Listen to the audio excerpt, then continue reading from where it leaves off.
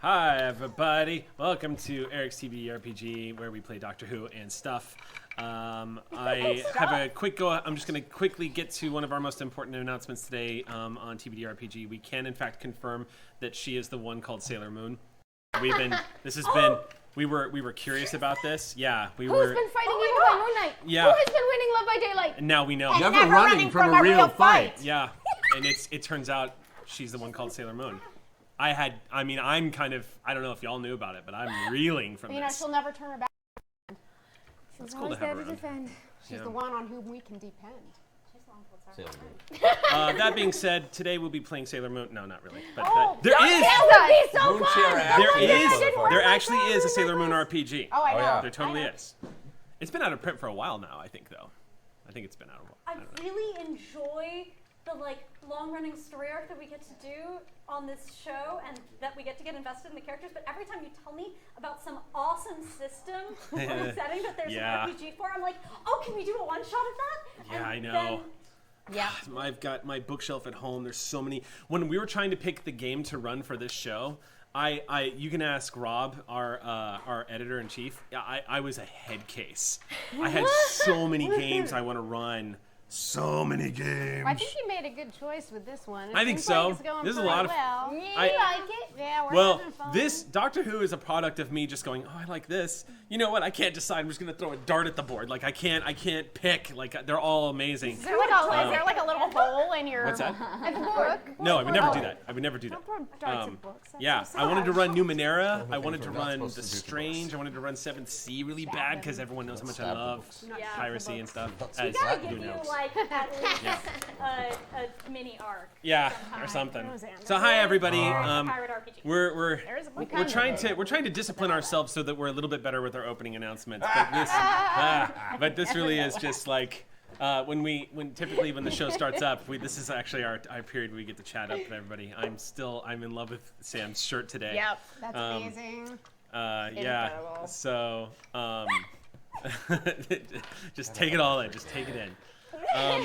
Does anybody have any announcements? We got yes, Sam. I'm excited. Seriously? I know, right? You wouldn't think that I would be because there wasn't really very much going on I with was my not- character last time. But I think I'm really excited, guys. I was not expecting you to throw a curveball this morning. I thought for sure you were going to say something different. Look, That was not in the Sailor Moon announcement. This is just twist on twist on twist all day. That's amazing. I'm still optimistic. Are there any other non-M. Night Shyamalan twists to expect? Do anybody have any? We have Wednesday Club announcements, right? I suppose I feel bad for. I guess we might as well. Yes, we're going to be doing. We're going to be covering all things Riverdale. Not Rivendell. I was like, Rivendell. wait, We'll what? get there probably Rivendell eventually. eventually. There's not enough. Although that would be a book Why I'd read. isn't there a crossover? Why isn't there Archie and Why Riverdale? isn't that a crossover? But we'll be talking When you about leave for the West, that's where you end up. Archie, Like no one knows that, but Jughead, Sabrina Yeah. the Teenage Witch, the many Pussycats. increasingly weird faces of the Archie Empire. And I think the The other thing we Ramones. should shout out is that we had a really lovely episode this week. We did. With a very special guest. We finally got Jody on the Wednesday Club.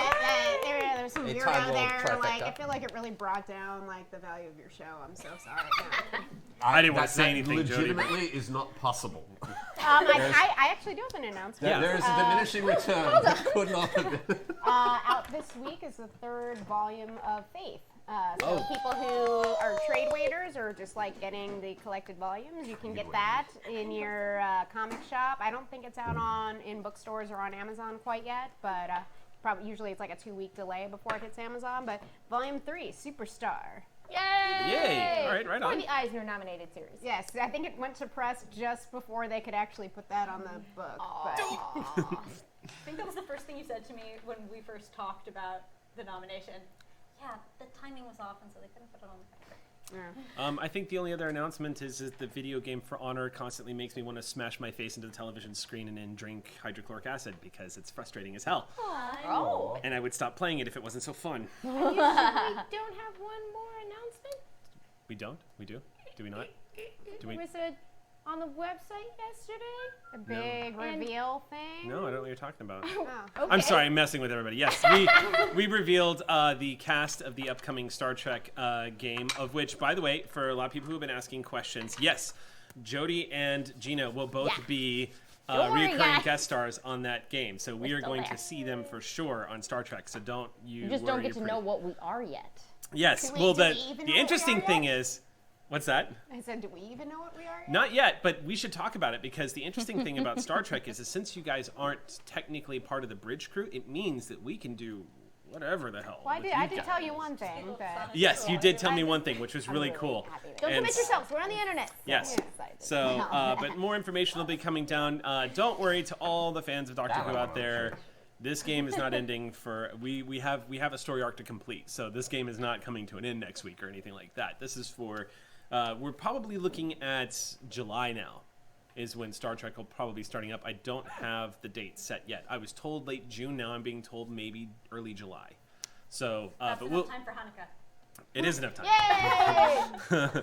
So stay tuned on that. But Very yes, optimistic about our chances there. Yeah, we're all dying today. I mean, I don't know if you got the notice. Some of us regenerate, and well, some of us have run out. Yeah, some of us have run out. cold. Oh, I genuinely don't know who you're speaking of. No, I genuinely don't. No. Also, Yes. I'm sure y'all have noticed we don't have Duncan today. Duncan had to go out of town, so he had to go do Right. British things. He had to go save the universe. Let's yeah. just be honest. probably yes. He's gonna go save the universe. And, like, he's actually a companion, though, right?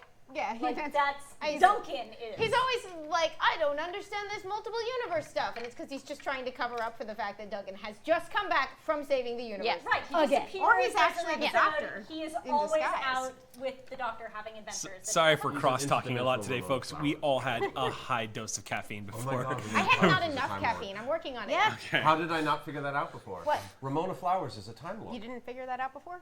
Holy, this just makes You not heard Scott that Pilgrim theory so before? much better. I actually have not heard that theory. I Really? actually didn't know that was a theory. I was just joking. I've heard that before. Hey, guys. Why is that? What? So, Scott Pilgrim is a good companion. um, That's just me, according to me. Not a good That should Are be you an okay? episode Are you Wednesday. okay? Terrible boyfriend. He'd be a companion. really fun companion. No. True. Very, And all very the big true. time- All her ancient enemies are always coming after them. This makes perfect sense. Somehow that one is smaller on the inside.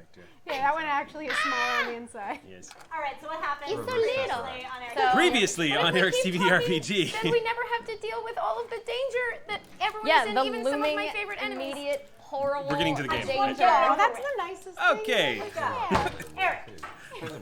We're a little excited today. Okay, so let's get to our recap, unless anyone can actually think of a legitimate announcement, even though I know the urge to say something really stupid is incredibly strong when I say that. Something really stupid. There we go. There you are. All right, so let's to the recap. Impulsive on your character sheet. So we actually got thrown for a bit of a loop last game as a lot of revelations hit the party. Well, I should say specific members of the group that were not expected at all. So to give a quick recap, we are in modern day London. It is the holidays. You have just returned from the 1700s Caribbean, or Where we made Caribbean, the however you Bermuda just prefer to Triangle. say it. What's that? Where we made the Bermuda Triangle. Yes. We did. I Yeah. forgot about that. Yeah, all of chat was saying that, and afterward, all of us are like, I thought it in the moment and I did it anyway. I'm not gonna lie. The Discord, you guys on Discord and in chat, like, you guys actually inspire a lot more of this game than y'all realize. Because I'll go back and watch the VOD and be like, that's a great idea. Don't get cocky. Heist. So, Pops, kettle. This is my jam. so the last episode we had come back to London. We said goodbye to a beloved NPC who we all adore, Tall Jim, who's now known as Old James, I believe. Yeah, We had. Still haven't found out what happened there. Still talking. Yeah, maybe Never we will. can. We can Never talk about that this game for sure in character. what we But said last because it hasn't been revealed Well, what eventually exactly. Bad things keep happening.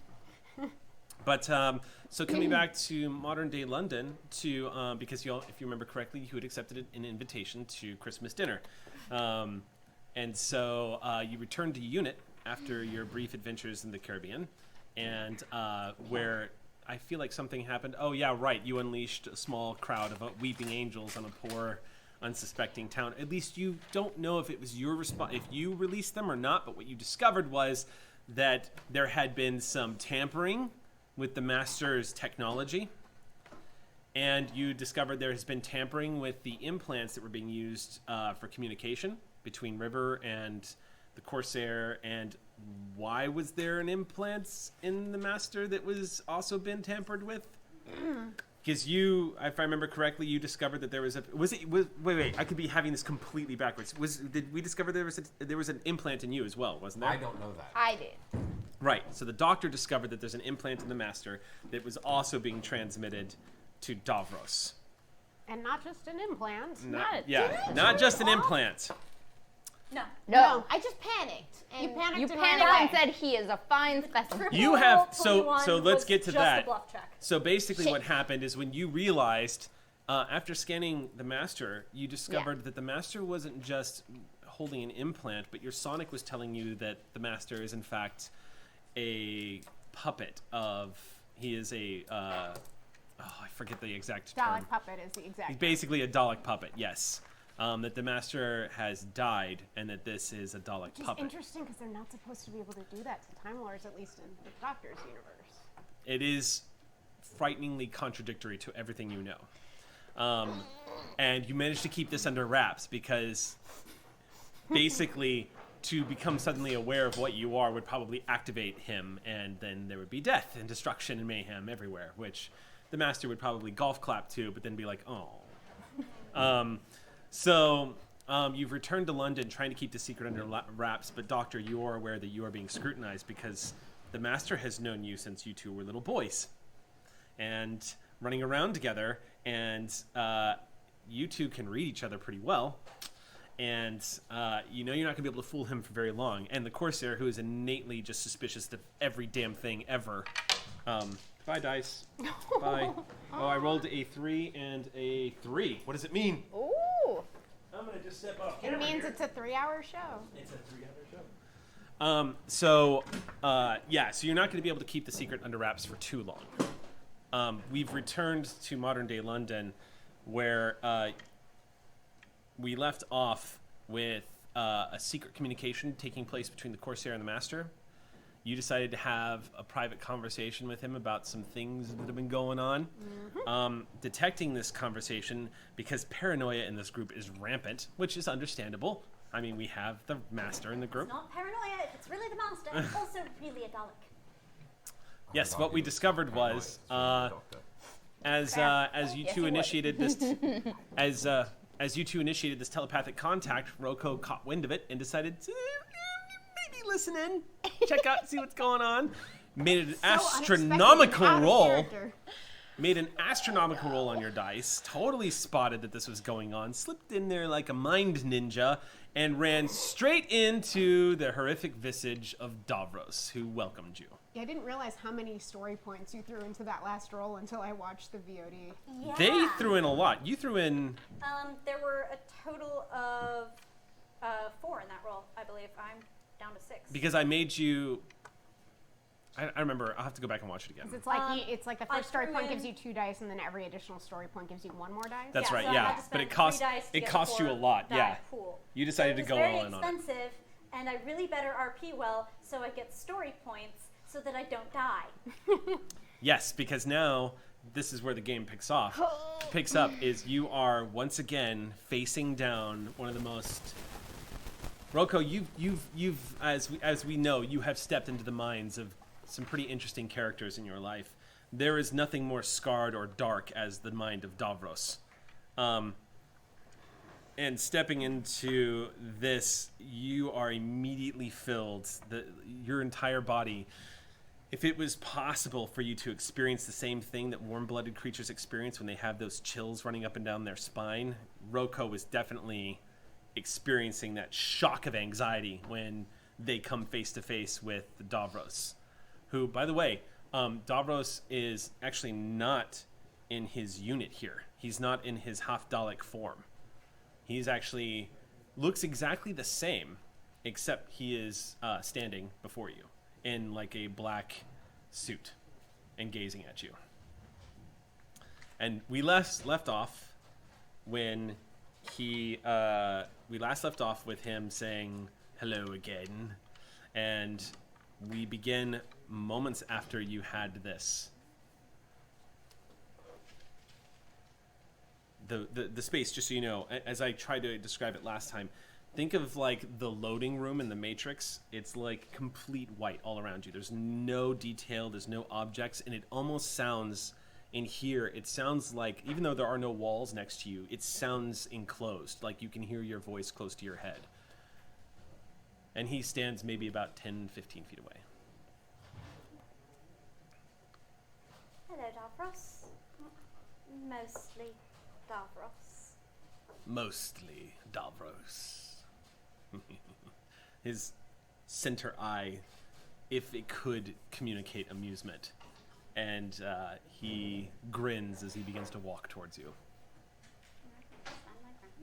Okay, he stops a few feet away from you and says, "Listening in, are we?" Taking up residence. I suppose you're listening in as well. "Oh yes, I have been for some time." He turns and ushers, and you see out of the white nothingness, a door opens up. "I must say, this will be the first time I've journeyed into the mind of the Master. What do you think we will find?" Something that isn't quite as interesting as he thinks it is. How curious. Point. You beat me to it. That's a good start. Solid. So I would like to do a psychic insight check on whether this is, Actually, Davros, well, I know generally the extent of the Davrosness. yeah, you want to find out essentially what the level of his frequency is here in the mind, like Right, how is he, like, how much is remoting his in? Is yeah this yeah a go legitimate- I can let you roll for that, yeah. Yeah. I would say Reverse the deferosity of the section. there's not really, let's see, I would say this is going to be an awareness resolve. All right. Do I get a psychic bonus on it? What traits do you have? I have psychic. Yeah, It turns out I'm a bit psychic. but that shouldn't give you a bonus. That just gives you the ability to be psychic. Is that correct? It's an awareness resolve test to see into a target's mind. Okay. Davros. The trait provides the character with a +4 bonus on that roll. Okay. Then yes, you can and take that I'm plus 4 trying bonus. to read another, so can I add my empathetic as well? Yes. Cool. So your total is +6. You don't even need really a story point on this, which is I'm good. I'm not going to use the story point on this. I'm because guessing you're running low. Lower than usual. lower than I would like to be in a battle with Davros. In the mind of the master in a battle with Davros. Yeah, I can see that. 28. 28. Okay. Yes. That's his target number. That's a nice juicy target. Oops, that's not him. Davros. All right. He just I'm breaks not into stressed. song You're again. stressed. Yes, it's unfortunate. This is all happening so quickly inside the mind that no one on the outside of the mind can really detect your level of anxiety just yet. There he All is. right. Page 47. Let us know at what point Finn can detect it. Okay. I assume that'll be earlier than most. Yes, probably. Finn's innate connection with you does make her much more likely to determine that something is going on. Apparently, we're also out a little bit. Maybe. Also, yeah. Also, everyone in the room has just stopped talking Yeah. and moving and everything. Everyone just went bye-bye. And we watched it happen. Just like, why is no, no, this can't The be doctor good. was dropping off the. Well, yeah, you're not the there. triangle thing. I'm just in a room full of What was quiet it again, people in their 28? brains. You're just, oh god. Bloody story. Davros, you insufferable wretch. Yes, you succeed. You do. It is not a psychic projection. It is not a psychic projection. Davros is not here psychically. It looks like he's using technology to essentially step into the mind's eye, so to speak. He is here. It's almost what you're experiencing right now, what you become aware of, is that it is Davros, but you don't feel his presence the way you would if someone was psychically standing before you. Instead, it feels like you're looking. It's essentially like you're looking at a three-dimensional television projection kind of thing. Do you know what I mean? Like you're receiving the signal. But Davros seems to have it is strangely contradictory though, because to be inside someone's mind psychically, it should be a different. Let me put it this way: his interaction with the mind of the master, it's extraordinary that he's able to use it in an interactive way the way he's doing. And this could hint at the fact that Dalek technology, his level of genius, which is considerable, makes this possible. Or something's off. It's hard to say.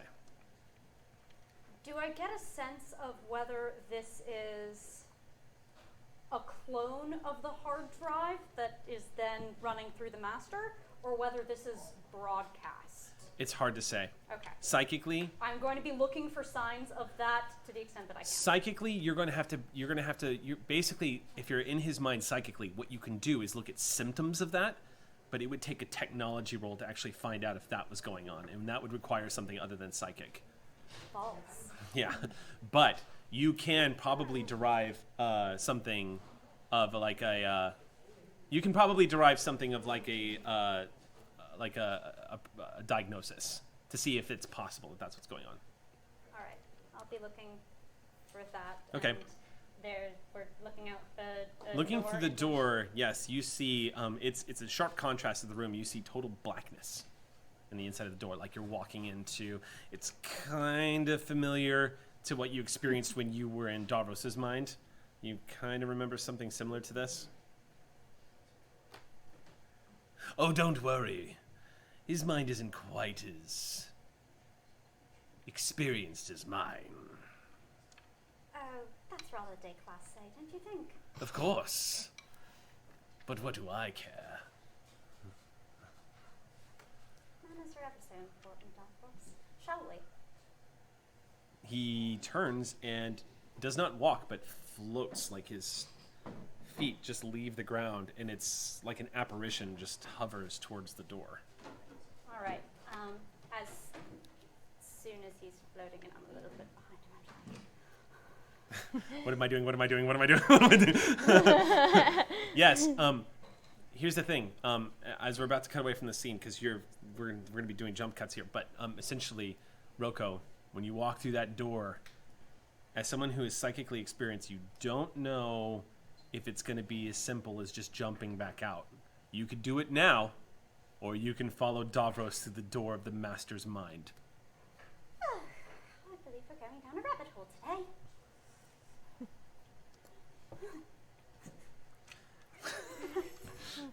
I mean, you can almost feel Finn grabbing you by the collar and going, "No, no, no!" And off you go. That's exactly what's happening. Don't you dare get out of there right now. So Only we're gonna I'm insatiably curious. Yeah. going for them story points. Yes, I will give you a story point because you did in fact throw yourself into danger just now by going into this doorway. Because I want to find out what's going on with Davros and the Master. So we're cutting back to real time with you guys. Jody, let's go ahead and resolve this because this was happening at the same time. You have psychically connected with the Master. The world around you has gone like slowed down as it does as you're now traveling the speed of thought. The two of you become aware of each other's presence, but since you're not doing sort of a mind dive, there's not that same representation of like a psychic. Plus, the two of you are psychically inclined, but you're not Professor X the way Roko is, so you definitely feel that connection as the two of you are linked. I have the same psychic trait that Roko does. Yeah, so, totally. Yeah. I think it's inclination. Oh, more okay. than- We've sort of You could do it. that trait into Yeah, I'm different not. flavors. I'm But not you were just trying- wanting to talk. Yeah, right? yeah. Okay. I'm being good And for the I'm- moment. Not fighting it at all. Okay. I'm inclined to have this conversation. Okay. Yes.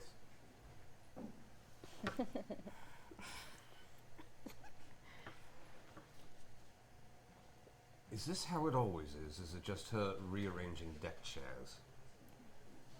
To a certain extent, yes, but sometimes it somehow keeps the ship afloat. It's a miracle there's still a universe for her to come back to when this is all finished. So I have a proposition for you. I'm listening. Information trade. I'll tell you what the doctor didn't tell you about Davros that might explain how he's able to access your technology without you noticing. You tell me why Rassilon is harvesting Time Lord organs.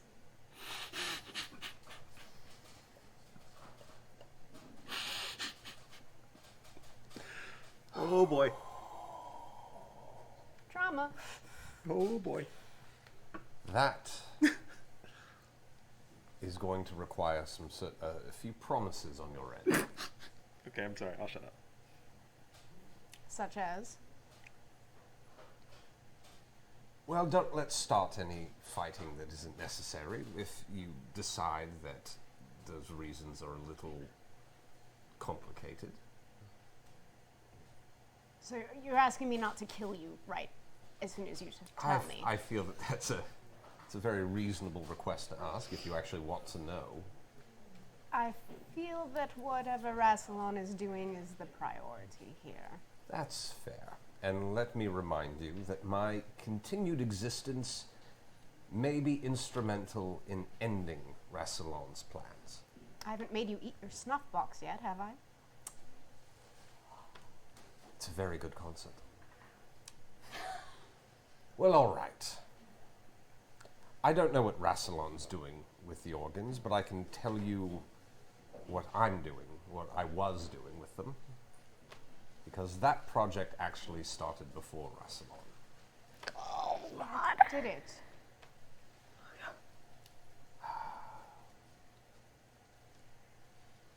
How many regenerations do you think I've had? I don't really care. I have a lot, and I've had a lot. And in order to see this through, I needed more than would have necessarily held together. I was starting to wear out, so I've Keith Richards'd it a bit. I've got bits of Chronotis in me. I've got bits of 30 or 40 Time Lords in me right now, and a spare supply of extra chrono energy if I need it. Technically, I'm maybe my third or fourth regeneration at the moment. I can't exactly remember. It does make me a bit weird. I don't recommend it. It's been hard to focus, but I will live to see the end of him. Probably. I will live to see the end of him. Probably. I've done pretty well so far. So yes, I was harvesting organs to keep the plan afloat.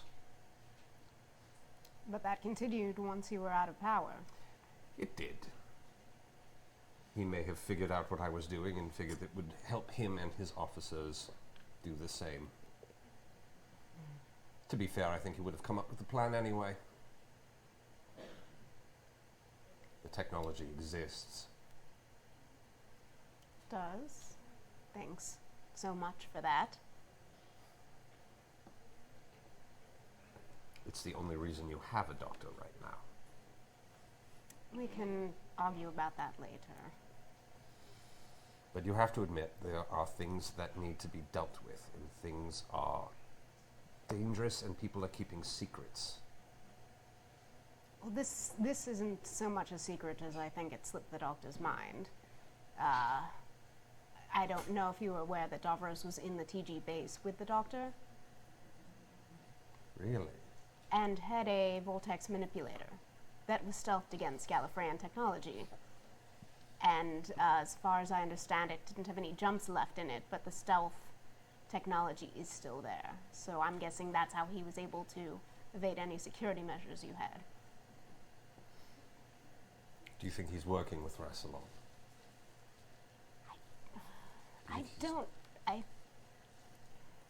Do you think Rassilon Would is you enabling work with him? Absolutely not, but I'm crazy, I'm not an idiot. Well, is Rassilon crazy and an idiot? He is neither. Then But Davros, Davros is an idiot. Debatable. He may think that he could defeat Rassilon. Rassilon would know that by empowering him, it would distract the Doctor. I mean, suppose,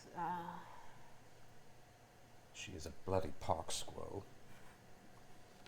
Oh my god, there's a child bleeding in the street. Wait, let's stop putting out the end of the universe so that we can give him some ice cream. ice cream is quite lovely sometimes, though. No one will know soon. Yeah. They'll all be dead. Or worse, they'll all have never existed, or if they did, they will all serve the corrupted Time Lord Empire. Starting to think that the Doctor mentioned Gallifreyan was burning in her reality. That might have been a better option. Might have been. If I thought it would have helped, I would have done it. So, are we going to ignore Davros? Are we going to deal with it? I mean, what's the bigger priority here? Reality. Agreed. I detest being made a fool of. I will gladly share any more information you need. As will I, if I think it will help. The only reason I'm playing games with the Doctor is because she's playing games with me. Well, to be fair, you do kind of have that whole history of doing that for hundreds and hundreds of years. It's hard to break old habits. I know, and she has a history, at least here, of making tragic mistakes by not telling the truth. We can't afford that. Yeah, and bad habits. I will drink to bad habits. And I cut the connection. Finn, Doctor, you two have been. I don't know who to give my other points to. Damn it! I only I got know. 2 points. Please. That was so good. Yeah, yeah. Okay, so Jody, please have my point. Someone get. Um, please. I'm good. so Finn, Doctor Finn, Yes, you are. and Cillian too. Everyone's noticing suddenly because it's lasted just a few seconds too long, but everyone's suddenly noticing that both these two and Roko have that familiar look on their face. Yeah. Yeah, Finn. I mean, it You was don't have to immediate. suspect anything. You kind I of glance just over know. and they've gone somewhere. Yeah. Hang You- on. Had I even gotten up from the chair from when I was chilling with the TARDIS? From what I understand, I think you I were went right in, so you it went right in. probably doesn't look like anything. Well, Finn knows. Okay. I think. Wait, what? I don't think I so. just wait. got out of the TARDIS. I don't think I sat up from that chair you brought over. Wait, help me with the sequencing because Why am not? I back yet? Yeah, did the Doctor get back 'Cause didn't from we get out the past? and walk to? I'm Oh, no, gonna- we're out. We're not in yes. the TARDIS anymore. Okay. Um, good. All right. That's fine. right. So We're in okay, unit. so this is where we're at because I'm remembering now that you actually went back to the Caribbean Yeah, and tried to. right. Yeah, I don't think she's there. She's not So this there. is- so I'm this is- sitting in a room So this is alone with people this is not what happens talking. then. Okay. So I got it now because we forgot to include that in the recap that silliness. you actually went back to try to deal with the Weeping Angels and discovered you Bermuda really Triangle. couldn't. Right. So about the time you've this is happening, you're hearing the Doctor's. You're hearing the grinding, wheezing sound of the TARDIS reappearing seconds after it's disappeared in the exact same place. And as you're kind of glancing at it, you feel something bump into you. And as you glance over, you realize it's Roko falling into your arms. Oh, And Roko's got that look on their face. I'm looking at who else? Um, Them. them, Oh, they both look like they're... And Roko goes limp, like their body weight immediately falls against you, which means they've gone deep. yep. And Great. I hope this was part of the plan. and Doctor, you throw open the doors just in time to see the sequence of events. As the door opens and you exhale and you open your mouth to say whatever words that are about to come out, the first thing you see is Roko slumping to the floor as Finn is cradling them. Roko doesn't look injured. You've seen it before. It looks like probably a psychic connection of some kind. And that that moment in time where your eye flickers to see what the other two are doing, and you see that blank looks on their faces as if a psychic connection is going on, both of them drop to the ground.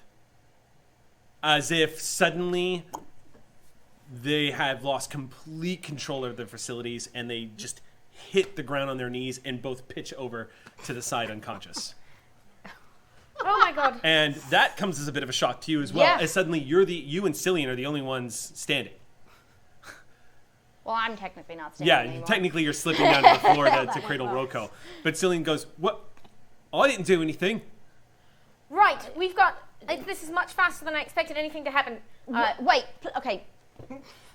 Please tell me you told them to do this. Absolutely not. Oh, God. Are they all out? Yeah.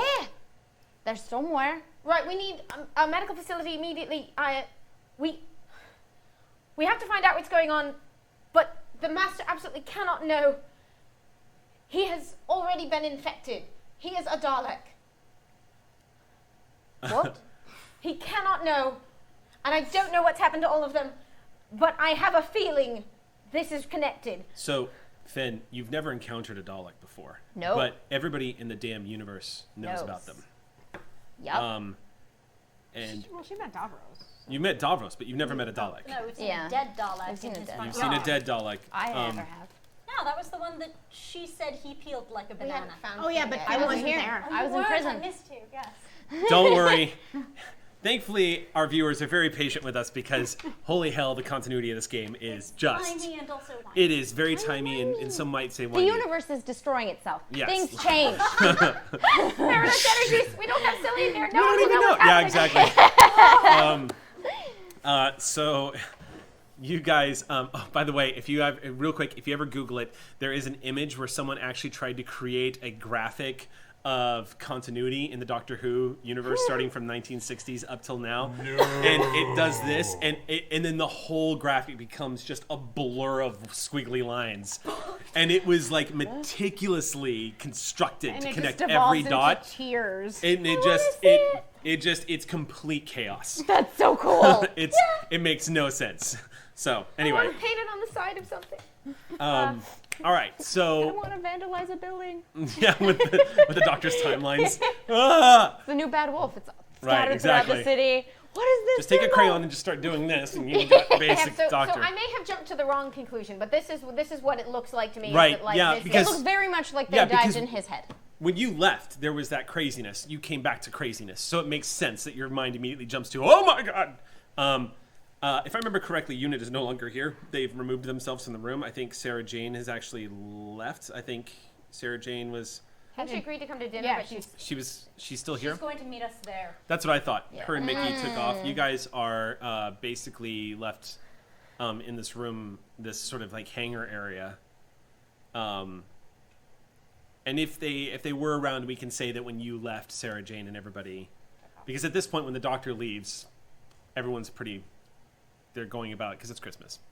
So, and plus, she also trusts everybody to keep their eye on the Master, so there wasn't any concern there. So when you return, this is what you return to. And Cillian is completely beside himself. He has no idea. Like, he's just like... And Zeeps is like, I didn't do anything. I don't understand. What happened?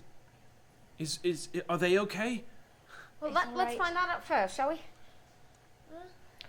I'm gonna try to not psychic, but try to Well, get their Empathy attention. roll. Yeah, like can- something. yeah, you just by touching Roko's face, you can tell they are deep. You Yeah. haven't seen them this deep into a psychic connection since the last time they Yep. connected with Davros, Yep. which is when Roko was a step away from, well, and that was an instance where you actually saw Roko leave their body. Yeah. So, Doctor, I wouldn't even have you roll for it. You saw this before. And Doctor's logical conclusion is that something is connected here. Something's going on. So you're sensing that psychic connection. All three have been taken out. Right. Make them as comfortable as you can. What I've just told you, we cannot tell the Master. It will kill him the rest of the way. What What does that even mean? The Daleks have a way of using other bodies to reproduce themselves, to make more monsters like them. It's not been done with Time Lords. It's not supposed to be possible, but many things are different here. Usually, it's not a process you can reverse. Is he still alive or not? I don't know.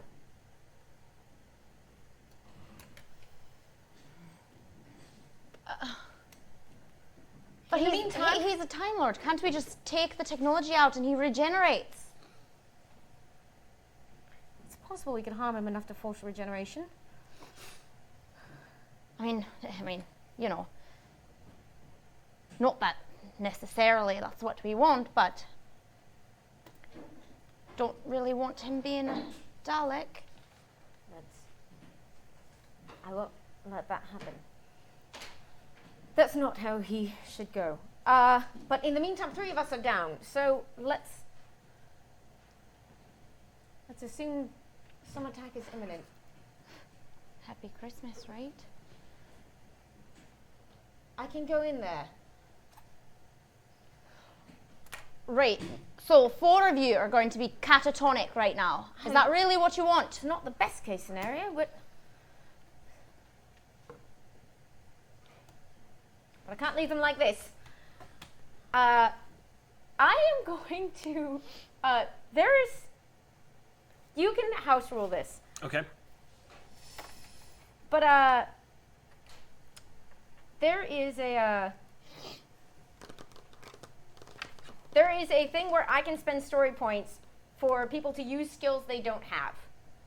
I would like to hand Finn my Sonic and sort of show her how to sort of basically monitor, like, You can do that. yeah. There's an episode where Clara where the Doctor gave Clara Sonic, and he basically talked her through it. Yeah. I mean, the Sonic responds to what you want Yes. because it's that advanced. So that's actually, I would totally allow that. Absolutely. Okay. Finn, Yeah. I need you to keep an eye on us with this. Right. How do I do that? Right. See right here? Just press it sort of this way. And it's going to help you keep an eye out on our life signs as we go here and on any technological infiltrations that might happen. And what do I do if I see one?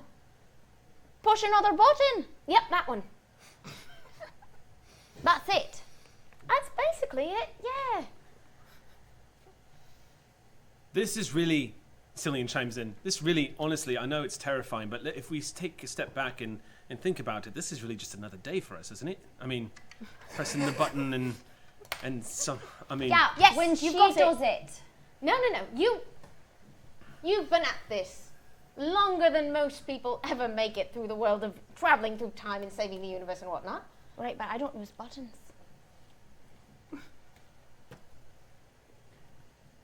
You'll be fine. Just do it quickly. Doctor, I can do it if you don't want to, Finn. Only if you don't want to. Like, if you feel uncomfortable with it. No, it's fine. I want to make sure they're safe. You keep an eye on each other. I need some way that the Sonic can ping me or You burn us. See, this wacky stuff that you're trying to think up how it mechanically would work. Uh-huh. Story points, baby. Great. So, like, if you want to burn that story point, you can say you've sent in a program, because that's a real minor narrative change. Yeah. So for one story point, I'll let you say that you set up the Sonic so it'll ping you. In case of danger, is that what you want? You want basically a contingency plan in place, right? essentially, yeah. Okay. And I think I can also use this to amplify my connection to Cillian being from this world, so that if I get stuck the way they do, our connection from the other universe should be able to help strengthen my return to this place. Right? You- Whatever I you just- say. Brilliant, brilliant. Cillian, don't go anywhere. Not going anywhere. Don't wander off. Just going to stay here and continue to pretend like I understand anything that you just said, and do my best. Are we Fantastic. just standing in a parking lot right now? No, y'all are We're in a inside the room in Unit, hangar. yeah. Inside. much better. This is one of the few places in Unit that's secure where you guys can have private conversations, and the TARDIS is allowed. That's in why here. I was curious, because I was like, the TARDIS isn't allowed inside Unit, so I was like, where Yeah. are we? It's the hangar that you guys have been using to come and go inside of Unit. It's the one area They where made Unit. us like a vestibule. yeah. Nice. Yeah, but it is enclosed. This place. Okay. This place usually houses Good. units. A lot of supplies are stored here. Okay. Non-critical mission supplies are usually stored here. Good. Right. The Sonic will tell you if something is wrong, and you tell me, all right? With the button? And Celine, Yep. you watch for changes, please. Right. You're the only one who knows. I've got you back. See if I can't get them back. Good luck. Suppose I shall ought to sit down, shan't I? So Doctor, it's been a while since you've tried to psychically Yeah, I connect. don't usually try to just jump No, into mine. the only way to doorway into this is with someone you're most familiar with, and the most familiar person on the ground right now is the Master. He is the doorway if you're going to try to connect with him. It's a mind party, y'all. It is! Rain rave. I'm going to dedicate this episode don't to mind. Matthew Mercer, who once told me how much he hated psionics because of how broken they were in 2nd edition D&D. This one's for you, Matt. Fill your party with time zones. You're going to get some nonsense. Yeah. I like brain rave. That's nice. Rave. Brain Matt, rave. Matt wasn't wrong, by the way. He's totally I'm not a wrong. fan They of were assonance. completely broken in 2nd edition. I don't blame him for having that opinion. All right. Thank you, Lena Mac. Psychic time. Are you going in that door? Okay. All right, Doctor, you kind of position Wrap my yourself. scarf a little. Yeah, you tie your scarf a little bit around. entire You time kind this of is put it happening. behind your head a little bit, lay it back down onto the cold steel of this place's floor, and I'll be right back. and close your eyes and go on a magic journey. The Beatles start playing. The magical mystery tour song. La la la la la la. Not really. That doesn't happen. It was that Bauhaus So you stand there, and as you're putting it up to your ear, I know you've made it so we can never go to that wonderful Cillian, concert. you guys, as she goes into her psychic retreat, Yep. there's silence falls on the three of you, and there's no noise as you and Cillian are just staring at the Sonic in concern. And then in the background, you hear Zeeps just go, "Man, I'm hungry." And we're gonna cut to. So this is the next step. It's gonna be so sad when he dies. Shut up. Hauser. Don't invite Ryan. This is Christmas. Right Take now, it back. right now, there's a lot of capitalizations of Jody No in chat. Yeah. I'm just saying, you know what happens to like the adorable like proto companion characters who show up. We all know. Exactly. Everybody Don't knows what invite happens to writers. Wash. We all know what happens. It Wash, always Tara. happens, which is He's a why leaf it's on the not wind. happening on our show. Thankfully, Yeah. Joss Whedon is not Okay, directing this. sorry. So. Everybody I have lives. anything to say about it. All right, so Atta girl. Anyway, Happy Hanukkah! and That means something. the three of you find yourselves standing in the hallways. Do I need to roll? No, Okay. Wow. nope. Wide open door at this point. We just tried to leave. Yes. Yeah. The This all three of you happened. find Happened. yourselves standing, and yes. Oh, Okay. Hold on. This isn't happening simultaneously. This is after. Yes. That was them trying to leave. Yes. Yeah. And then they fell down. And yeah. then you Oh! dropped. Yes. I just no. Jody and Tellison, as players, have no idea what the hell is going on right now. Oh, I thought you were. I thought this was a No. simultaneous thing. Yeah, no. They were Tripwired. they were basically having a tin normal can telephone conversation, talk, and then- And then yeah. we are somehow psychic glued to the tin cans. Yes. Motel. You go in and you don't come back A out. trap I have completely And set now- off deliberately, hoping that this will just work out. Yes. So I'm picturing this. The way I'm imagining this in my head is the three of you suddenly coming into existence at the exact same time. It's I almost picture like a camera pan around all of you, three of you, just standing in this hallway, trying to get your bearings, aware that the doctor is here suddenly, and then recognizing that you're actually standing in the halls. Is Rocco here, or is it just the three of us? Rocco's there. Okay. All four of us. You Okay. Here's What's that? Who is here? You're about to find out. Great. Okay. So what you realize is the doctor is standing next to you, and the three of you are standing in the hallways of the Gallifreyan Science Academy. And students are running past you all. The place is exactly the way the three of you remember it. There is a holographic projection upon the ceiling displaying all the different timelines and possibilities, and it's just think of it like Time Lord Hogwarts. It looks like a technologically advanced, imperialistic-looking hallways of like deep golds and brasses. It's all very Gallifreyan. It's your home for a split second. You're standing in your old stomping grounds, and as the three of you are kind of trying to understand what the hell this is, you're aware that Roko is also there with you. There is no sign of Davros. But you do see the three of them. And with the sudden absence of Davros, you feel a surge of terror, as if something like you've been led into some kind of trap. And when that happens, you, Finn, you see on the outside, you see Roko just suddenly tighten up. In a way that Roko only does when they're confronted with something that has terrified them or startled them. Yep. But Doctor, hurry.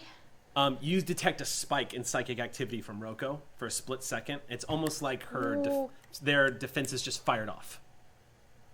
So it's like their mind basically just activated, and sort of like threw up a psychic wall.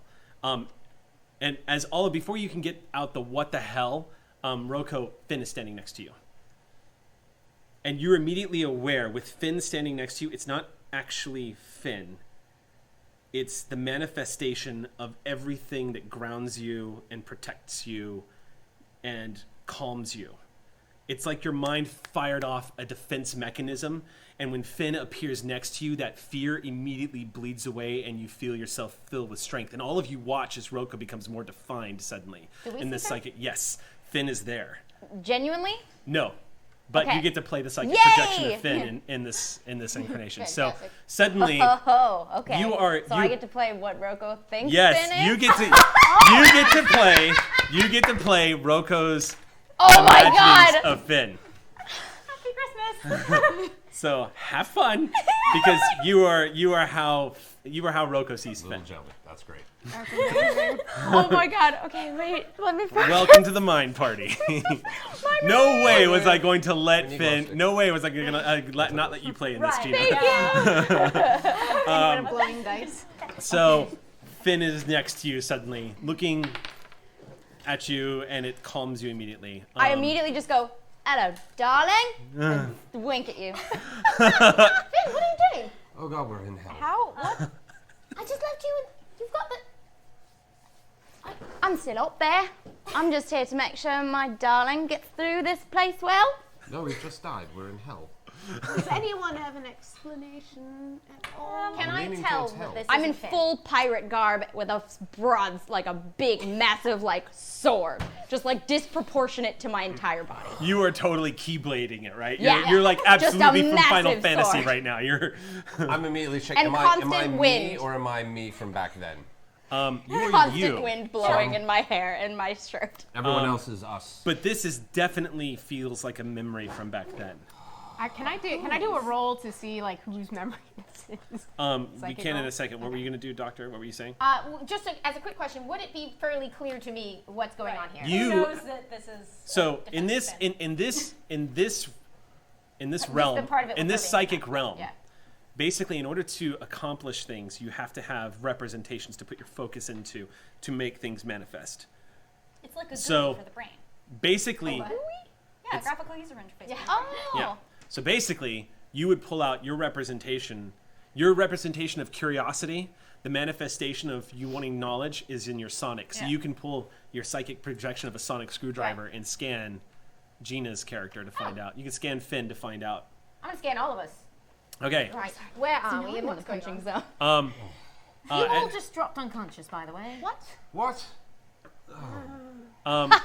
that is sure you're this is your detecting. fault somehow. You're detecting. My fault. You're not detecting Finn at all. You're not detecting a second personality type or a second ego. What you're detecting is Roko has essentially erected a self-defense mechanism in the form of their manifestation of Finn. Choice of guardian. Yes, I have to say, you are actually impressed by how perfect the details on this Finn are. It's almost as if Roko has studied Finn quite meticulously. Impressed, Yeah, but the not funny surprised. thing is the costume's a bit different, the equipment and stuff, but Yes, you can describe Finn if you want. she is exactly as rough and strong and beautiful as she is in real life, and all of those details are exact. Only I have a constant wind machine. Never ending. Is there a theme song Commercial playing like a in sea here. shanty? Yeah. Just And the there score you from have it. Pirates of the Caribbean. I've got a ton of sea shanties we could go into. Yeah. But the rest of us are here. Yes, I will. Right. Right, let's go on an adventure. It's a strange Hang on, mix. Roko, you are aware that you're on Gallifrey in this projection, whatever memory this is. You are aware that this is Gallifrey. It's a much prettier part than I was in. Yes, this is Gallifrey during one of its golden eras. This was Gallifrey before it was in the middle of the Civil War.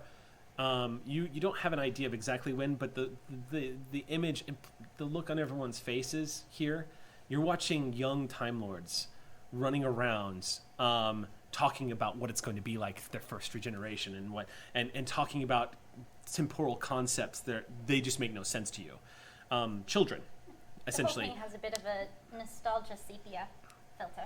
Yeah, something like, well, no, I would say with perfect clarity, because you are actually, and Jody, to answer your question, this is the memory of the Master. And he has an eidetic memory. I have a photo. Oh my goodness, to the detail. Like it's becoming clear to you just how alien a Time Lord's mind is, because it would take one of the most powerful computers that you've ever heard of to be able to recapture a memory this complete. As someone who's walked into the minds of psychic projections, you're aware that things get skipped. The mind tosses away things that are unimportant and focuses on events. And it also, as people, as living beings, we never remember remember things in perfect detail. We always sort of make up our own story when we think back on it, our own interpretation of events. The Master, it's like watching a documentary as it happened, kind of thing. And the detail, it's alarming, and it's giving you an appreciation for the magnitude of this creature's mind. And as the hallways begin to filter out, it is strange to see Time Lords so vibrant and jovial and fascinated and curious. It's giving you an idea of where the Doctor's stomping grounds are. You're getting this sense of, there's definitely a more rigidity to this place. It feels a little more stifling than you might think, like an academy for sure. But it's undeniable, the energy in the air here. But what's even more interesting about that, as someone who's psychically connected, is you wouldn't be able to be privy to any of these observations or insights or feelings if the Master himself did not have them about this memory. And upon that realization, you suddenly start becoming, actually everyone, much to your discomfort, start becoming aware of a deep, profound melancholy that has been very meticulously and carefully buried under molecule by molecule of control and analytical thinking, and all sharpened by pain to a razor's edge. You are all suddenly becoming aware of it, and it's not even that it's an observational level. You're all feeling it. I'm probably having a little bit of trouble distinguishing it from mine because Yes. everything's pretty fresh for me, and I'm looking around at Time Lord children. Yes, it's the same as you. The two of you are experiencing Gallifrey, and Jody, Corsair. You've kind of pushed this away. It hurts to think about what it used to be like before the Time War, before everything. The three of you rather the one of you, are witnessing three Time Lords for the first time, just completely gobsmacked as they find themselves inside an old memory. What day is it? Is this a day of importance? Just as the curiosity enters your mind, you want to know what day. And all of you are having that same impulse. And as you're having that curiosity, you see a bunch of young Time Lords, probably in their late teens, maybe early 20s, coming around a corner. You immediately recognize them. Jody, the Corsair, spots them because you knew these kids too. But I think I'm a little older than, or I don't think I'm older than them, but I think I was born before these guys. Like, I don't know Yeah. if we were contemporaries. I mean, we could say. we're gonna warp a little bit and Okay, do what we that's want cool. here, but we're gonna say that It's not maybe a y'all. 12-year system either. It's Yeah. several Yeah. hundred years. It's the clique that you two used to hang with. It's the Time Lords who called themselves the Deca. Oh, God. On Gallifrey, you all, Master, you remember these guys particularly. The Deca, you used to be in a band with them. You called yourselves the Gallifrey Academy Hot Five. And you It played. sounds so much better in Gallifreyan. That's And really you- inappropriate. It doesn't. You played the drums. No, you. Oh. You played the drums. Of course you did.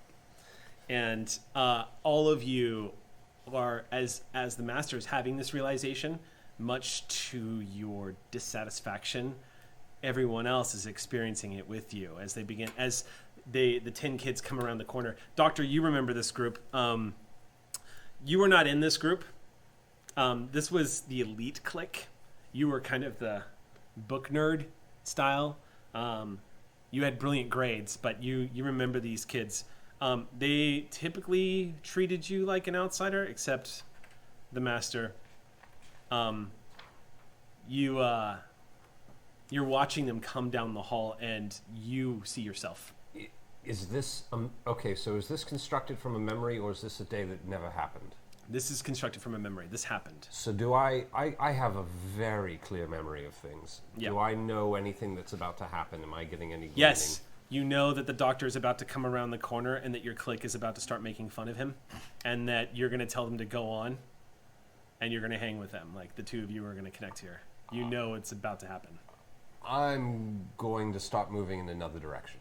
I'm not in the mood for this. The Master turns immediately and starts walking in the opposite direction I'm around the immediately hallway. following. Huh? I'm immediately following. Okay, you follow, But we. This is going clearly be wanting to very avoid what's about to embarrassing. happen. What do I remember? You're watching it, and it's exactly the way you remembered it. You remember coming out. You were coming to class late that day. You remember coming down the hallway and running into, and it's happening in front of your eyes. You see a young man walking down the hallways with a stack of, looks like data pads, all gold rimmed with brilliant blue displays going on. You're going through calculations that are probably only done by a couple of years ahead of you as you're kind of thinking it over. You all watch as you inadvertently bump into this crowd. You don't hear what's being said from here. Maybe the Master's muting this part of the memory, you don't know. But Doctor, you remember the words clearly. Essentially just telling you to watch where you're going, and then laughing at you, and the typical school stuff. And then the Master saying, I'll catch up Bullies with on you every guys. planet. Yeah. You don't know who either one of these kids are, but you have a feeling, judging from the Doctor's look, that she does. Because these kids, the clique, they continue walking, they walk right past all of you, like you're not there. And you see the Master and the Doctor side by side. You're watching the two young versions of you have a conversation, and it's muted. You can't hear what you're saying. You see the reactions, but you're watching you. Roka, did you stick with me or did you walk away with the Master? I'm still in the center of the memory. So to finish this out, you're watching yourself have a conversation with the closest friend you ever had, and you remember. Strange to think we were ever that young. It's not even it's a stark contrast, but the closeness that you two had together, watching each other's backs, like you're seeing it now. It's a reminder of who you two were. And you watch as he puts his arm around the young version of you and leads you in another direction, and you two are laughing about something. I'll save you if I can. You're remembering this memory. You two are actually preparing to play a prank in class. Good There's influence days go back real far. There's there's an experiment today that's going on in one of your temporal continuity classes, and you and the master have decided to rig the time flow analogs to be disrupted and create something completely ridiculous and to malfunction across the entire classroom all at once. Essentially, it would be the equivalent of like doing a test and everyone's using iPads, and then all of a sudden Looney Tunes is going to come up on everybody's iPad kind of thing, but in a Time Lordy kind of way. So, and Master, you find yourself standing outside the halls. I want to find the edge of this memory. I want to see if it exists outside of my recollection. I'm trying to possibly interact with people who are outside my field of consciousness at that time. Okay, you I see am the ignoring doors. this shit. Okay, I'm following. you're stomping after him. Yeah. He's in a full charge towards the door. You see outside the landscape of Gallifrey waiting for you outside, and you throw the door open and step right into the hallway, and you're standing in front of the doctor who's looking at you. Hello? He came in from nowhere, but he's suddenly in front of you. Some sort of failsafe. We're trapped in my memory. There's no getting away from me. Well, you were I've right. It is discovered hell. that on many occasions, yeah. Surprised you ran away from this one, though. You remember what we did today? Yes, it was hilarious. You were fun once. The world was very different. That it was. How did this come to mind? It's an excellent question. I wasn't focusing on it. I don't know how we got here. What were you all doing out of curiosity? Did you just drop unconscious out of nowhere? I leave for 1 second and I come back and you're all on the floor. Who was interfering with my technology? The lights start to shut off in the hallway. One by one. The holographic ceiling disappears, and then it shuts off. So when did you first pilot a TARDIS? You are standing in it looks like a very large, very wide hallway. The ceiling is probably about 200 feet up. The place looks very sterile. It looks like a laboratory almost, but the hallway itself goes down maybe 400 to 500 feet. It's quite large.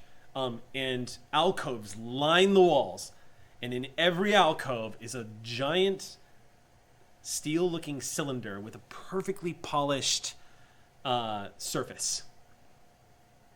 And the three of you immediately identify this is just row after row of TARDISes, just row after row, going all the way down.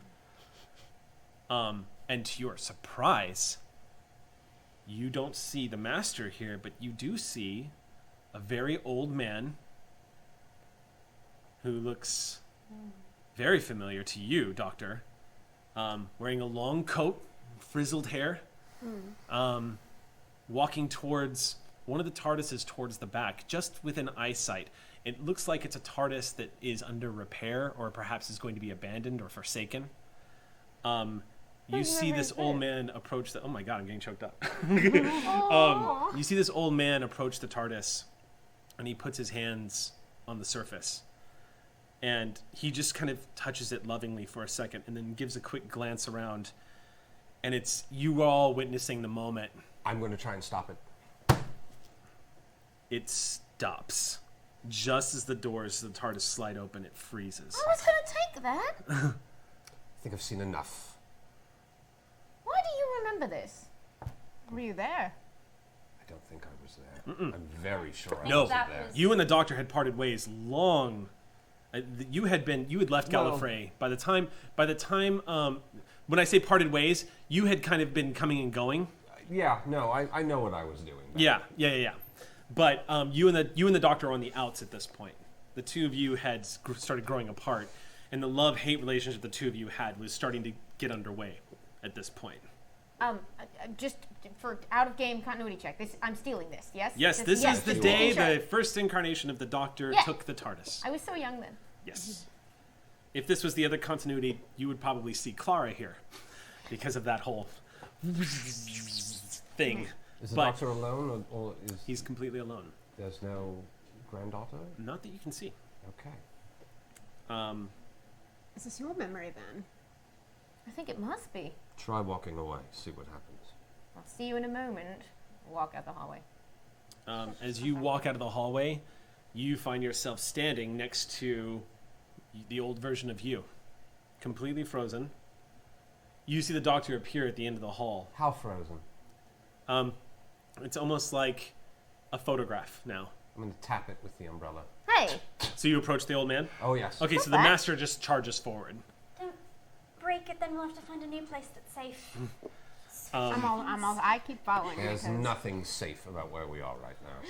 especially not if you go around smacking me in the face with umbrellas. Do you remember me Psychic smacking you in projection the of face with umbrella. an umbrella? You walk up and you tap it, but it's almost like you're tapping plastic. There's Like no you're not, altering these you're memories. not, yeah, you're not interacting, but you're physically able to touch it. It's a recording. Wouldn't be a bit worse if we could alter it, wouldn't it? Certainly change things. Some of us don't go around leaving holes in. Never mind. We'd probably just be changing memory anyway, not the actual event. I get out of the way. And let it run. I'm curious if it will start to run once I stop. When you pull away with that curiosity, it activates it. I get back in the way. What's that? I get back in the way. It stops like a photograph again. I'm just timing it. Like you've never been in a memory before. Have you never been in a memory Oh, before? he's been there. It literally feels like you're trying. What's happening now is it's kind of warping a little bit. It's like you're trying to take something you remember and make it like a flicker. I'm going to check the Doctor for any signs of any sort of effect. She looks, aside from being bewildered and slightly nostalgic, she looks fine. I think this might be being generated from outside of us. I want to see if I can feel any other presence besides the four of us. It's difficult because Roko is shining like a beacon right now. With the manifestation of Roko's essentially the psychic wall to protect them, essentially it's making it difficult to actually... Roko's a huge spotlight right now. Yep, on purpose. Yeah. Which is a double-edged sword, because even though you're not actually able to reach out and kind of feel if there's anybody else here, it also means that that sort of psychic power that's protecting them is also probably protecting the rest of you. You're welcome. Right. So who wants to tell me what was happening before all this delightful walk down memory lane? Who was interfering with my technology? That's not an answer to my question. I think we have bigger concerns. Why did you decide to steal the TARDIS? I have to explain the concept of fun to you. When you ask that question, the memory begins to play again. I want to see further back. Who are you talking to? You. We're in your memory. It We were continues to yours. play. You see the old man looking around, and then he does this, and you see Susan. You see her come running. She kind of looking around, and you hear yourself, "Come, come, quickly now!" And Susan runs into the TARDIS, just skips up on into there, and you take one last look around, and walk into Destiny, and the doors close behind you. That was a good day. Was it? Why are we here? It's a good question. What's the point of this? No one wants to tell me anything. You were all just standing there and you fell down and we all arrived together. I might have been having a little conversation. They were talking, privately. I was eavesdropping, but I don't. I will cease you do keeping this? secrets when you do. You will not see Not he's in keeping a secrets. I've met you. sense, but this seems like an okay place to be for now. This is not an okay place to be for now. Oh, calm down. There's, sometimes memories can scare you a little and it goes wrong, so maybe you don't want to necessarily remember everything all the time. I want to bring back my first view of the Untempered Schism. Wow. Would you like to describe what that would look like? As it was appears? a young child, approximately the age of 8. There is a portal open directly into the time vortex. Do we hear drums? And I'm being held in place by several adults who are holding my head a la If I'm not mistaken, Clockwork Rassilon is there. Orange. Rassilon is there. You all find yourselves standing, and it's a moment that you're aware that happened, Doctor, but You never did it. you've because you know that all children of Gallifrey, when they're receiving their names, have to look into the schism. You did. When you all appear, Not first of everybody all, comes back. the world around you shifts dramatically, and as you are all standing here, you see the young version, what you assume is the master of it. It looks like the young man you saw in the hallways earlier, a little bit older, and he's being held in place by Time Lords, and he is screaming and trying to look away. And Rassilon, who you identify immediately because his face is very well known, especially to you, Rocco. You've seen images of Rassilon, not knowing who he was, but you see a terrifying figure, a very tall man, square-jawed. This is Timothy Dalton face, Rassilon. So handsome but cold. The looks on his face is as if a man could be a scalpel. Like this guy he stands there in full Time Lord regalia, staring mercilessly at this young man who's begging to be let go. Didn't take to it well. Oh, that's My much love. better. Shall I kill him for you? You- I just start running towards him and slashing at I the... really wouldn't do that.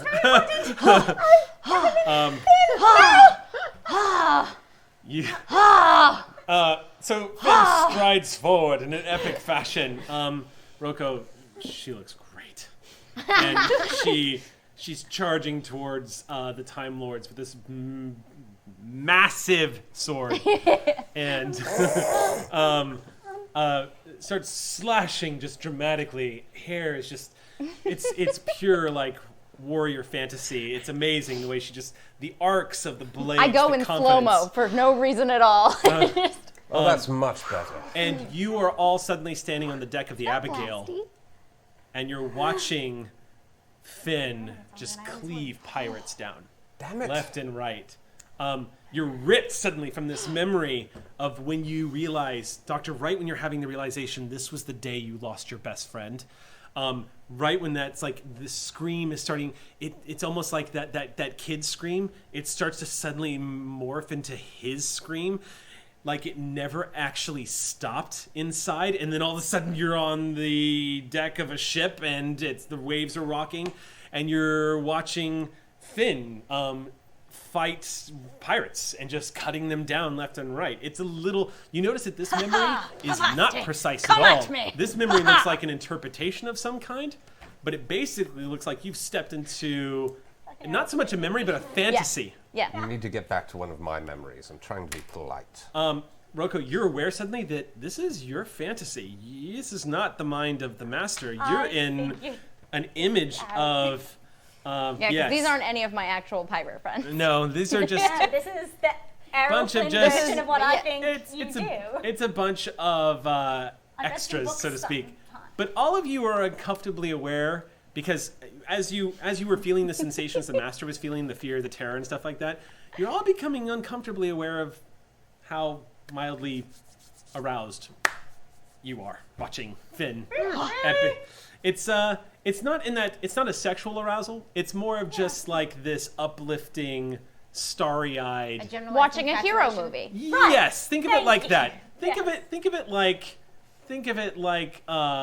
like Jimmy Olsen kind of watching Superman fly away kind of thing, but in the same sense of just if Jimmy Olsen also didn't. I'd let you describe it, Rocco. How would you say the emotional connection is manifesting here? Because at this point, you are laid bare emotionally.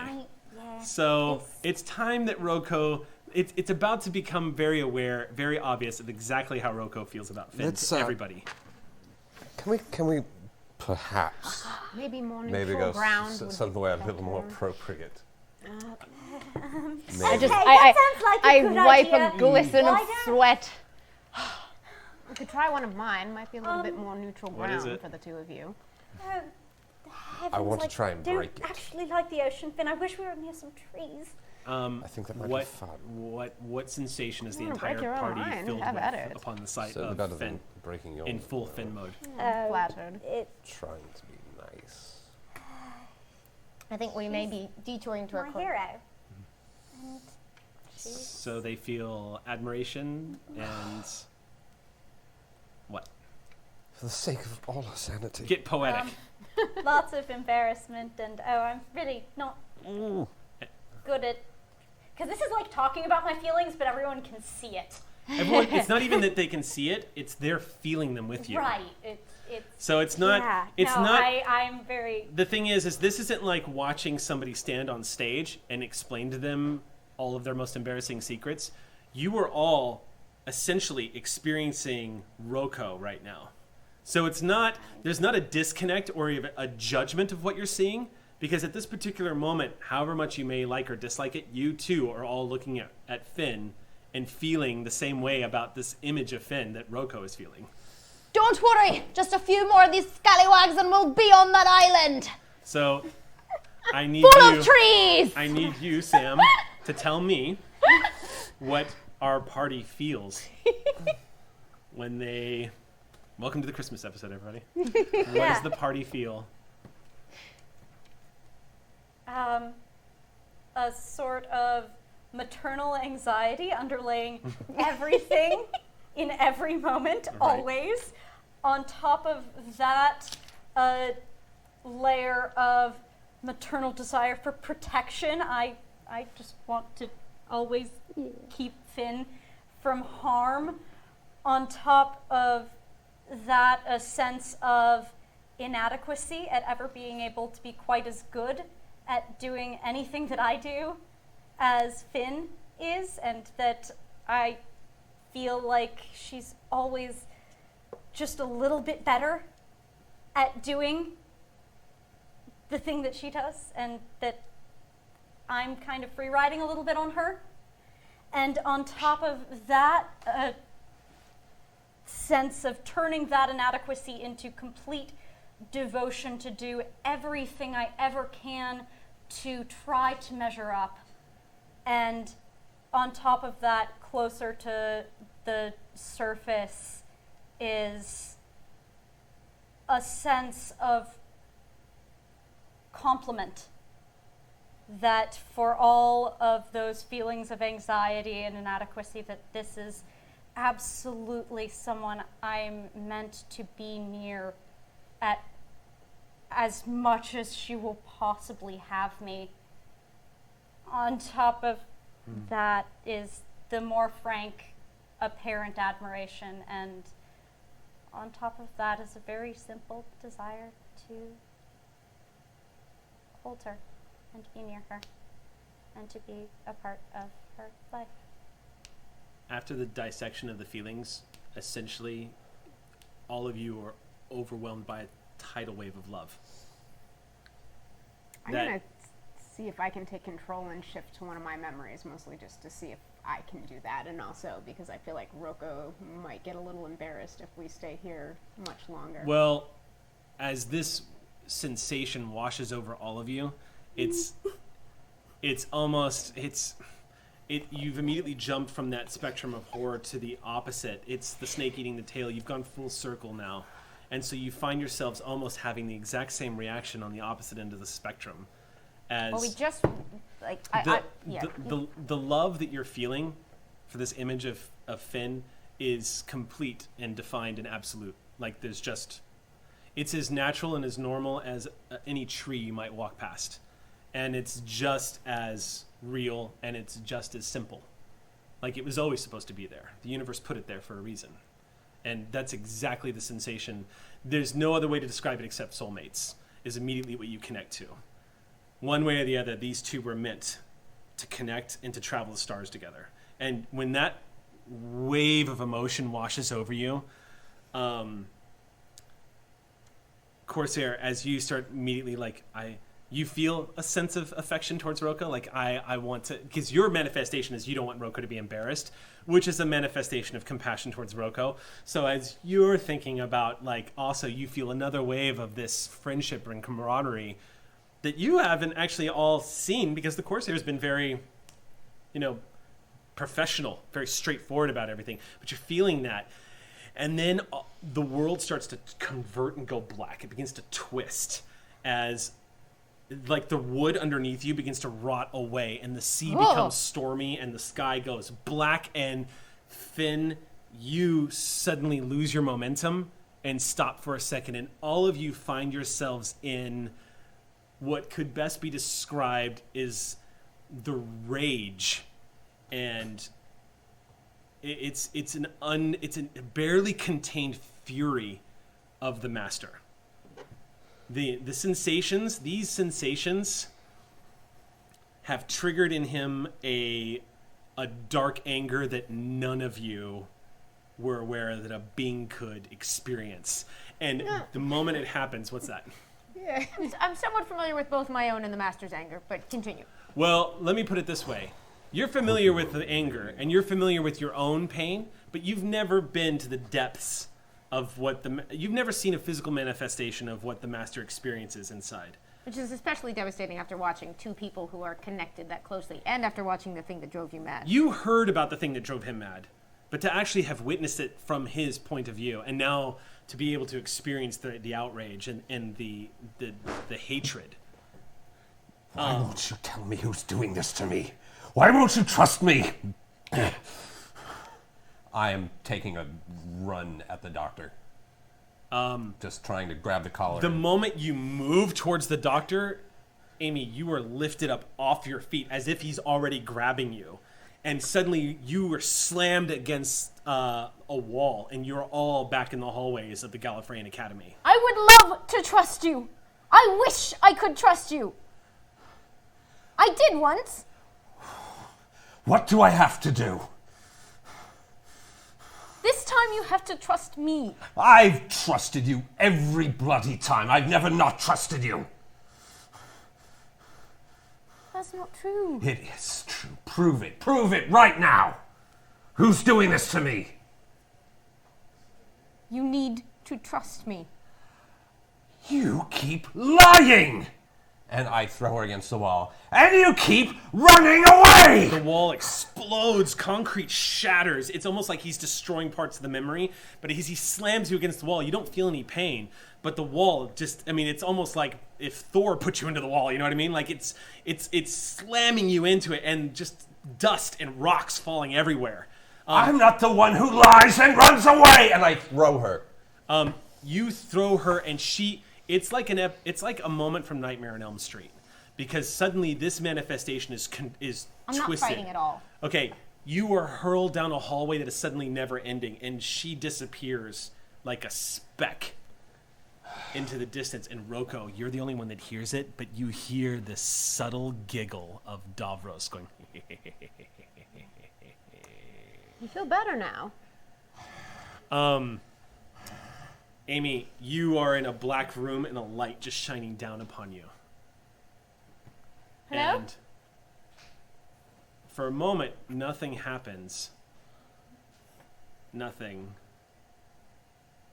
And then, Are you who I think you are? stepping into view, you see a small child. You're not. You don't recognize this child. Clearly, because it doesn't have a face. There's no eyes, no nose. There's the contours of a face, but nothing visible.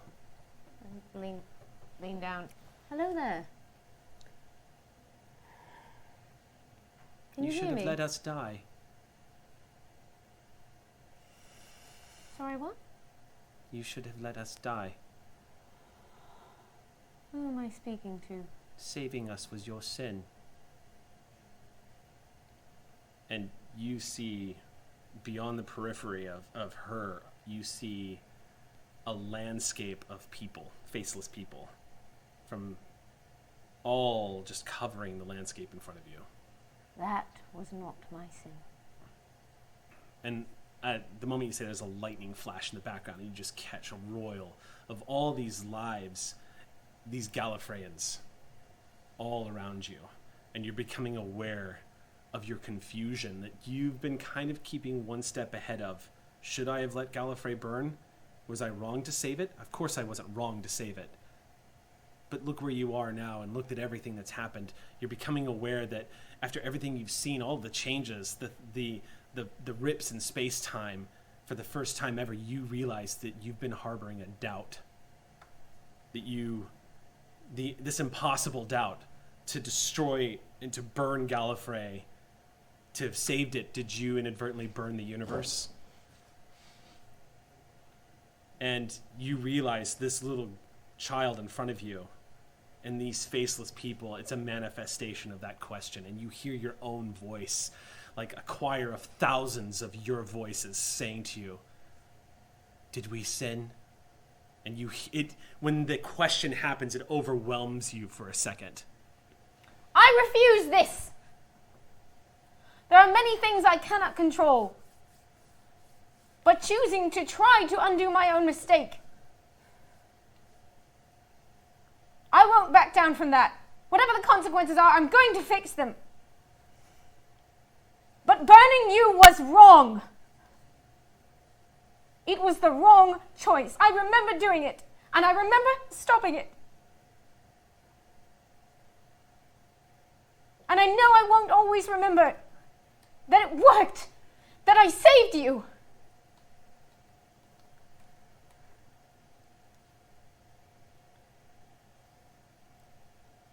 But I don't need to remember it for it to have been the right thing. Doctor, you feel a hand in your hand suddenly. And you turn and look, and there's an image. You become aware that as you look to your left, again, you all feel a manifestation of like the mind creating something, a foundation, something to stand on, something to believe in. And you turn and look, and you see the face of Rose standing next to you as you're holding her hand. Hello there. It's not the way Rose manifests to you as you're holding her hand. You just remember the one thing that always helped you breathe. And it was these subtle moments where she would just lean against you. She looks like she did the day I met her. Mm-hmm. Yep. Exactly. The day you guys ran into her. The day you guys ran into each other. And she leans into you and says nothing and just looks up at you.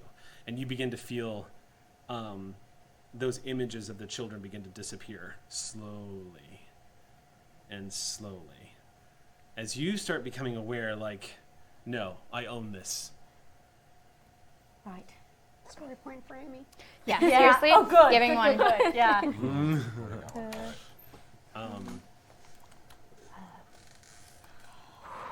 And from the darkness, the light begins to recede a little bit, and you see the old man who stole the TARDIS that one day step into the light, followed by another old man, followed by another old man, and one by one you watch as you step, all those thousands of voices of Gallifreyans, it all becomes quiet suddenly as these men step forward and spread out in front of you, and you're looking at all of the incarnations of yourself, and in one voice they say, "We did what was right." Yeah, but which of us? There's one face that's not there. If we really believe that, he'd be here. And they say that as you say it. It's almost like they are you, and you that all is say it. odd. It's a little. And you realize that's the one piece of yourself that you. It's the War Doctor, right? That's the one. It's the War Doctor, the one you need to make peace with. The one that chose the other path. The rest of you are aware that you've been watching this You're not entirely sure where you are watching this or how you've interacted with it, but you're there in the dark, watching the Doctor in the light, and you're seeing a lot of old familiar faces stepping Is there any forward. way I can wrest control of this again, or? It was the most massive Very question likely. to ever be I want asked. to try and find a calm moment in the throne room of Gallifrey just before I discovered that Rassilon was returning. Quiet by myself at peace on the throne. You are all standing in the throne room, surrounded by the fineries of the Lord President, along with 2 presidential guards who are faceless. And one of them, there's a man in front of you who's delivering a report. You remember this report. Oh, this is repulsive. At the beginning of the Time War here, as they told us that the skies would burn, my first thought was, what would you do? I And didn't for know how to one take moment, I thought about it. And then you did the opposite? I did, because my first thought was, I should run away. I should run away where no one would ever find me, to the edge of the bloody universe. I don't run away. You always run away. I That is, run towards something better. Better than this. you run away from this, you run away from me, you run away from consequences. That's your real name. That's why you are afraid of the schism. The one who runs away. The coward. I didn't run away from you. I lost you. ran. You ran so many bloody times. I stayed and fought with the thing you left me with. I didn't ask you to sit up on that throne and establish a tyranny and do God knows what. And it worked out so much better where you were. I saved them.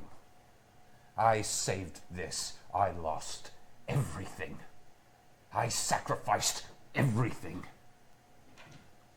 Sacrificed a lot of other people. Yes. And I don't pretend to be a hero while doing it.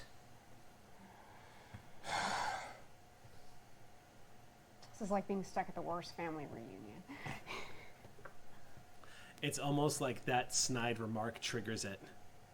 Because suddenly you're That was out of standing... character. It could be in character. Suddenly you're standing... Oh, I'm taking it in character. Okay. Because you were all suddenly standing in a villa on the outskirts of the main city of Gallifrey, overlooking a beautiful desert. And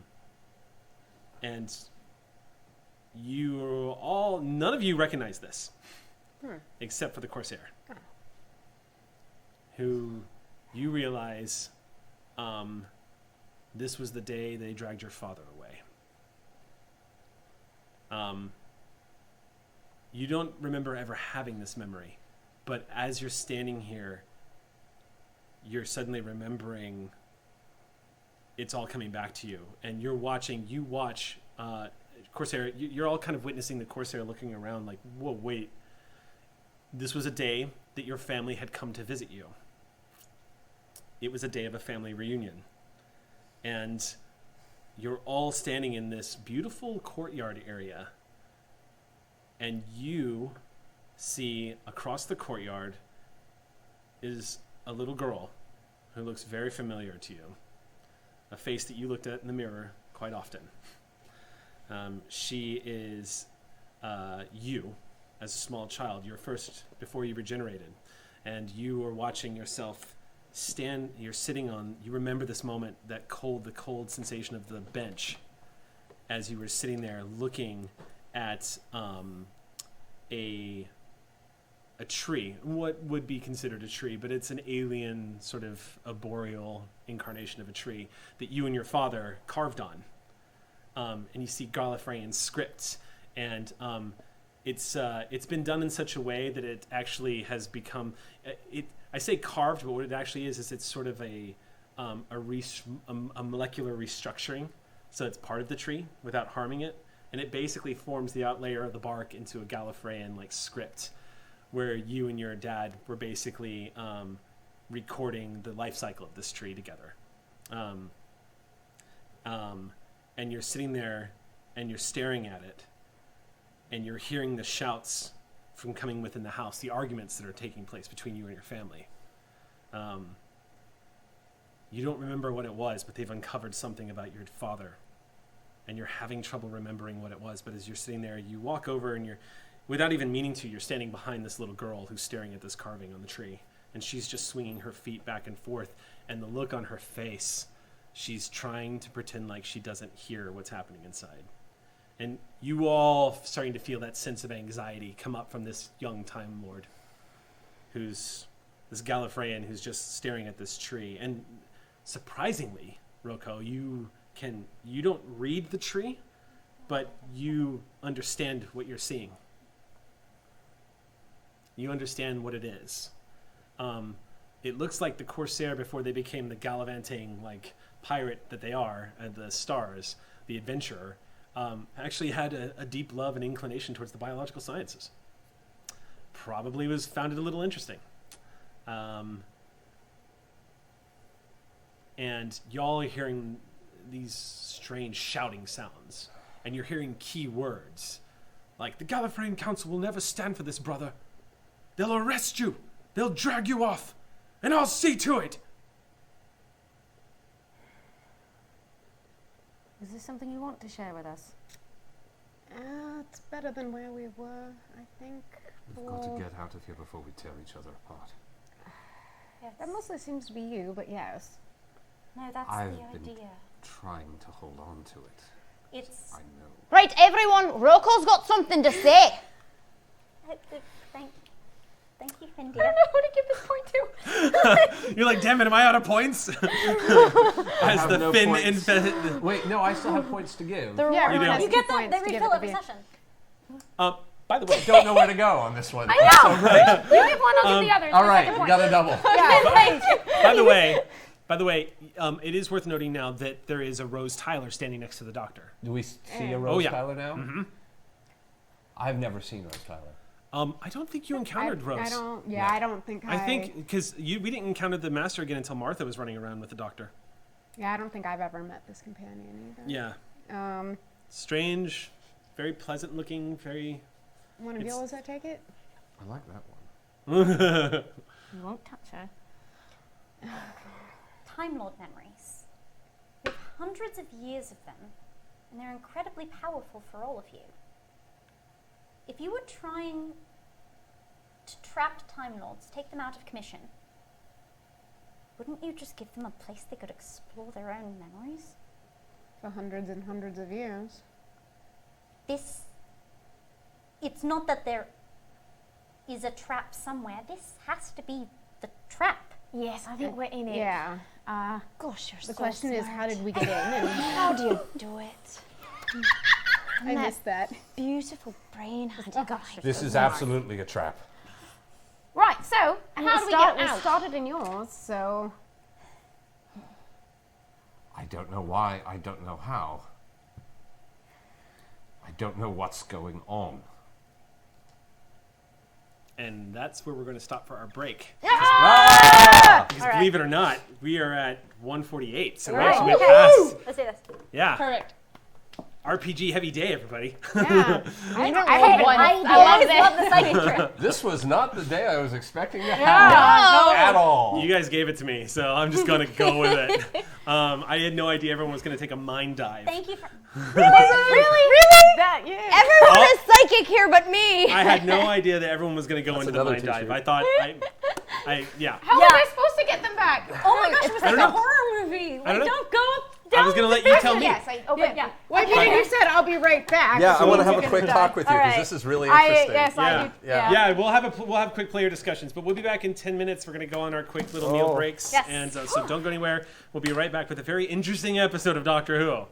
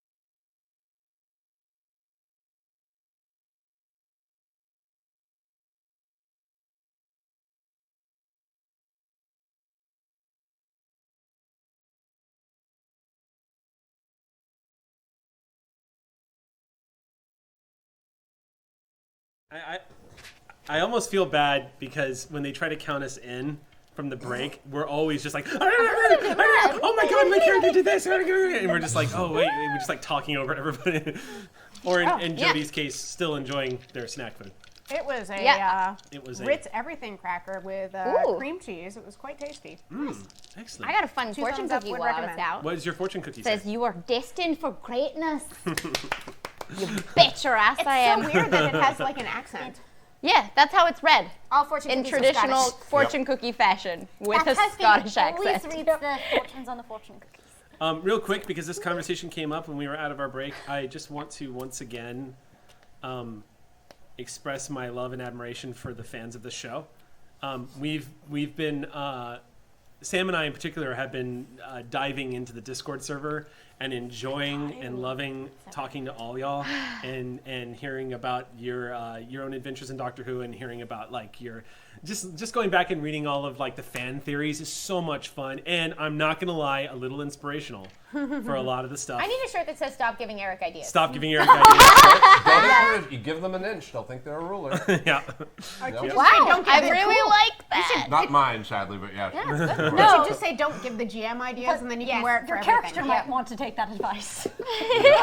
So, yeah, just wanted to extend all the love before we jump into the game, because I think every game, at least, and I know Sam and I, and then we've had these conversations with the rest of the cast, but every now and then we stop and we go, can you believe like how awesome everybody We is? just on, like, Twitter?" say that to each other in real life all the time. Like, I'm always like, Gina, look at this thing someone said. And Yeah. every time I forget to actually this say art. that. That's literally the Dude. first thing you said when you came in. You were like, "Did you see the fan art thing?" Yeah, holy Moses, like the fan The art. my God, beautiful. the fan art. I just saw it at break. The beautiful stained glass picture. The stained glass portrait. picture that's is so gorgeous, great. isn't it? Isn't that one amazing? It is my phone background It's her now. phone back.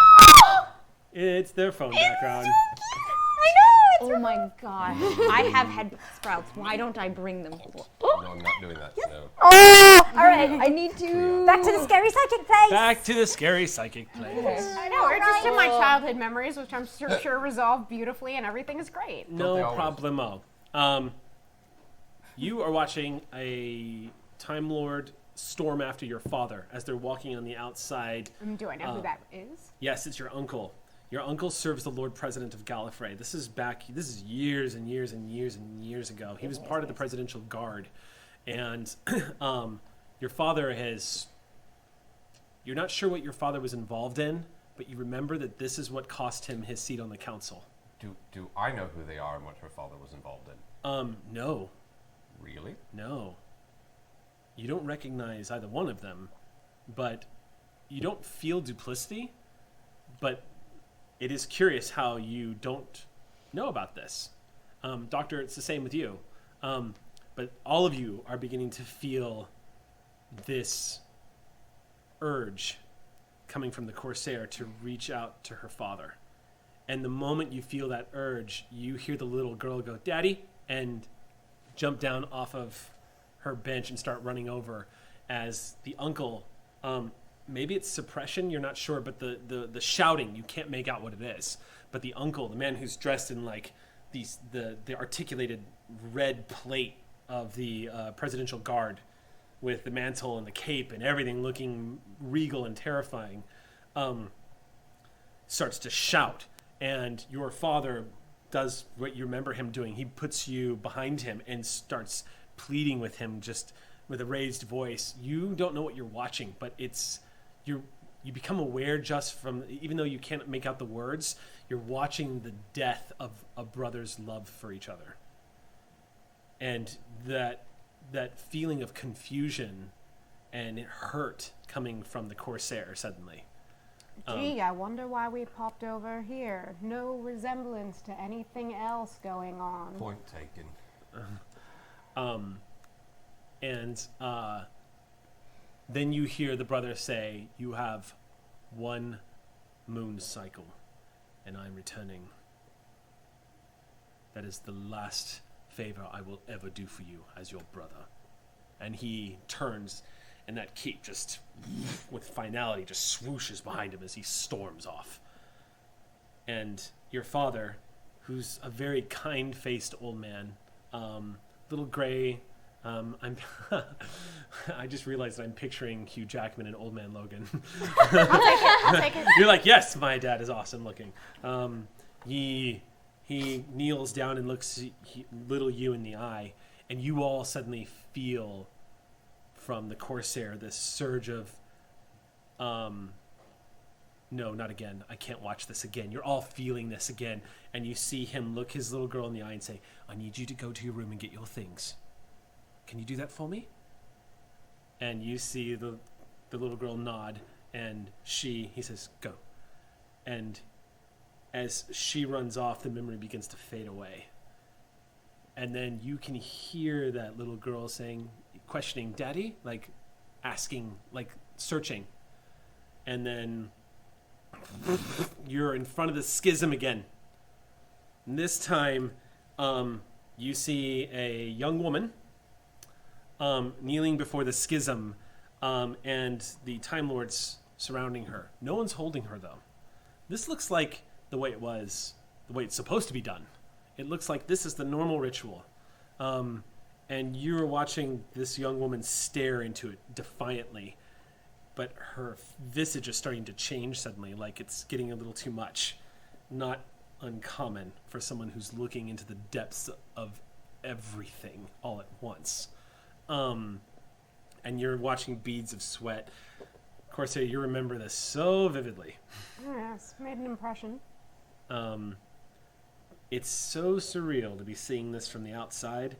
But you also notice that as you're watching this happen, the Time Lords here, a lot of them, you recognize their faces as some of the teachers and instructors. Rassilon is not here. But you you definitely remember a lot of the cold stares you were getting, the lack of sympathy for what you were going through. And as you're all experiencing that pressure sort of build up, the Corsair suddenly just... You see she cracks, and then she throws her head back and starts laughing. And you see the Time Lord staring at her for a second and kind of looking at each other. And she is overwhelmed with mirth, like completely consumed by unbreakable laughter. She This doubles explains over. a lot. I feel like it really does. Right. Some of us get the joke, some of us don't. She stands up, laughing, and unceremoniously leans against one of the Time Lords, who looks at her because it's a total breach of etiquette. And you see this woman slap him on the shoulder and shake her head, and she turns laughing, almost like it does. It's not madness so much of just like maybe it's a type. It's somebody who's in total. The best way to describe it is if somebody went to a place that just went nope and was laughing hysterically as a result of that, much like the Corsair stumbles out of the room, and you hear one of the Time Lords say, "You cannot leave. You are not done. If you leave, you will never become a member." And the door closes. I'm rather proud of that day. And I liked that story. Thank you. Time Lord existentialism. All right. Corsair, that memory, you must have pulled on it the way everyone else is pulling on something to ground them. This memory, the day you took charge of your destiny, the day you looked at what was meant for you and said, whatever I'm meant for, I decide. That was the day you gazed into everything and were like, I don't need to see it all at once. I want to see it piece by piece on my own terms. And the moment you walked out of that room was the day you became the Corsair. You know that. Like as you stormed out of that room and you begin to feel, you watch as the Corsair, she suddenly starts looking more defined. It doesn't look like there's a psychic projection of like somebody that she takes comfort in. You just see her, this confidence in herself. You just see it just form, like solidify. Also, I have a gun now. Probably multiple guns, like Yes. a belt of guns going across. And if Finn was here, you would see the Time Lord equivalent of a starfaring pirate. Yeah. Who is totally like, you're like, if Finn was here, you'd probably understand, I think I know why you and I connect the way we do. Is Rose still here? Rose is still here, and so is the psychic projection of Finn. How is Rose reacting to this? Rose looks like Rose looks like she has that sort of whimsical look in her eyes and a slight smile on her face, and she's still leaning against the doctor. I'm going to turn to Rose. Okay, and you look at her. You don't know who this woman is, but you see the strength she's giving the doctor. I don't believe we've met, Much for the better, really. but I know a guilty secret when I see one. We need a quiet place to think. You there, plant. And pirate. They have a name. It's Rococococo. Oh, I enjoy seeing you struggle. Rocococococo. Close enough. Hello. We need serenity. Do you have memories of plant speed? We need slow, quiet, meditative. And we're not going to find it in our heads. There's I one have that, yeah, place. All right. When Overcali are very young, we start out and we are rooted. We're saplings. And we grow in the psychic sea of forests near our mother trees until we finally get limbs and we can unroot and we can go about and learn wonderful new things. And so this Roko never quite had it. But the Roko that was did. I want to take them back to Overcall, where I was a sapling. Okay. You all begin to feel that energy suddenly flowing through you. And the memory of that, the description I gave you when you were on Sontar, the primal Sontar, in the distant future where it was just covered in life, you're all suddenly feeling that sensation that Roko felt when they were in that environment, that feeling of oneness, that connection to a life energy. The three of you are familiar with this because the three of you have Turn of the Universe. And so you feel it on a cosmic scale. When you are able to calm your minds, the three of you are able to know when something is wrong. But Roko feels it. The best way to describe the way Roko feels it is you all see the grand picture and can feel that ever turning the starry sky. Roko feels the brush strokes on the canvas. And you're feeling that closeness to that life energy that so many things miss. The things that creatures who are typically immortal lose appreciation for, that Doctor, you never have. The impermanence of everything around you is precisely what pushed you into the TARDIS that day. And when you feel that connection, suddenly, all of you are beginning to feel the same sensations at the same moment. And that serenity you're looking for is shattered. Like a bomb goes off. Because as you all materialize on what was supposed to be Overcall, you find yourselves in the battlefield of the Time War. Surrounded by corpses, destroyed Daleks, dead Time Lords, and weapons fire, and a black sky that's being illuminated by a red dawn. And standing there is Davros. And you see he looks a little different this time. He's not floating anymore. He's in his Dalek form. But it's more than that. You see his body has actually changed a bit. He looks like he's cybernetic still, but the encasing around him has come to envelop him even more. So it's crawled up to his shoulders, where he almost looks like... first of all, he has full use of another arm now. And it looks like he has been formed into sort of like a giant nightmarish Dalek tank that exists, floating, hovering there. Never seen anything like it. Final form Davros kind of thing, you know what I mean? And all of you instantly know who this creature is, obviously. Clearly hijacking exactly where you wanted to go and took you to another place instead. And as you all materialize in front of Davros, he says, "I think it's my turn. Do you not think so?" I have all those psychic projections of guns. I would like to shoot him because that's what my immediate I'm reaction pulling would out be. my sonic drill and also shooting. I'm joining you. Okay. I'm charging with the broadsword. Everyone stay behind me! I'm gonna take our freedom. Would this be considered a psychic attack? Well, if we're going into initiative, yes. then I don't think it's real. I mean, I'm not real. No, I'm gonna let all of this resolve basically. Okay. So who else is attacking? Oh, yeah. Okay. me, death. Me. Death, destroy. The attack comes instantaneously as everyone's instincts fire off at the exact same moment.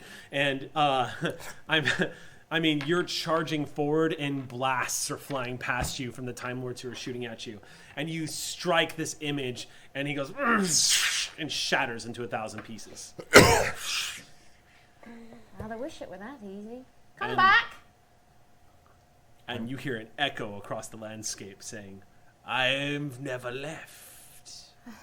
And it almost seems to be coming from the clouds. And you watch as lightning strikes and the light from the red dawn illuminate the base bottom of the clouds, and you see the vague image of a face forming above you, hundreds of miles. I believe In we've met size. our host. How is this possible? How is any of this possible? I've got to get out of here. I run back to Roko and scoop them up all hero-like. Where should we go? It's a manifestation of you basically saving yourself. So when Finn grabs you up, you feel charging power inside of you. Davros, you cannot intimidate me.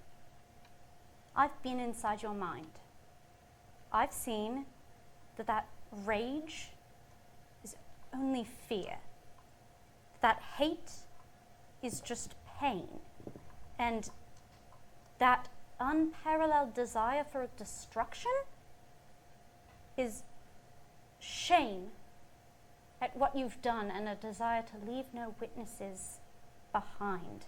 But though I have felt your rage and your hate, you have felt my hope. There is hope. There is always hope, even for the darkest creatures, those most in need of repentance. And I don't know if you can yet see it, but it is there for you too. We have been here. We have been on this battlefield together. And from this field of death, a forest grew. And every time you have tried to burn it down in your mind, it's regrown, hasn't it? There will always be hope. You can never pull it out of you. You can never, ever burn it down. So you are not harming my friends. You are not harming the people I love. Not today. Not in 100 years. Not at the ends of the universe. Because remember, the door swings both ways. Story point! Doctor, you're kind of watching with pride as you realize Roko has really come into their own, and clearly you've done some rubbing off because I just lucky in my friends. you're not sure who's been teaching who anymore. But the I believe clouds, you've found a concept you can't exterminate. the clouds begin to break a little bit, kind of separate apart, and the sounds begin to mute around you, and you see a figure approaching you in the distance, not too far away. It's kind of hard to see through the haze, but the gunfire of the Time War stops, and stepping from the smoke, you see a young boy dressed in like gray, almost looks like a refugee, like he's been through hell. This little boy, wearing clothes that are kind of mishmashed. Maybe he found them, you're not sure. The same little boy I met when I was 12? No, Except I haven't. Whatever. no. But a little boy you've never seen before. And he walks up to all of you and stops and says, "Everything you said is true.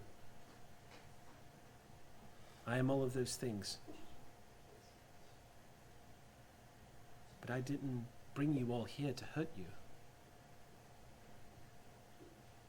I didn't initiate any of this to cause harm or to kill your friends. I needed to distract you so that I could gain access to this. And he motions, and you see all of your memories, the two of you, calculations, Time Lord tech, things that you've memorized.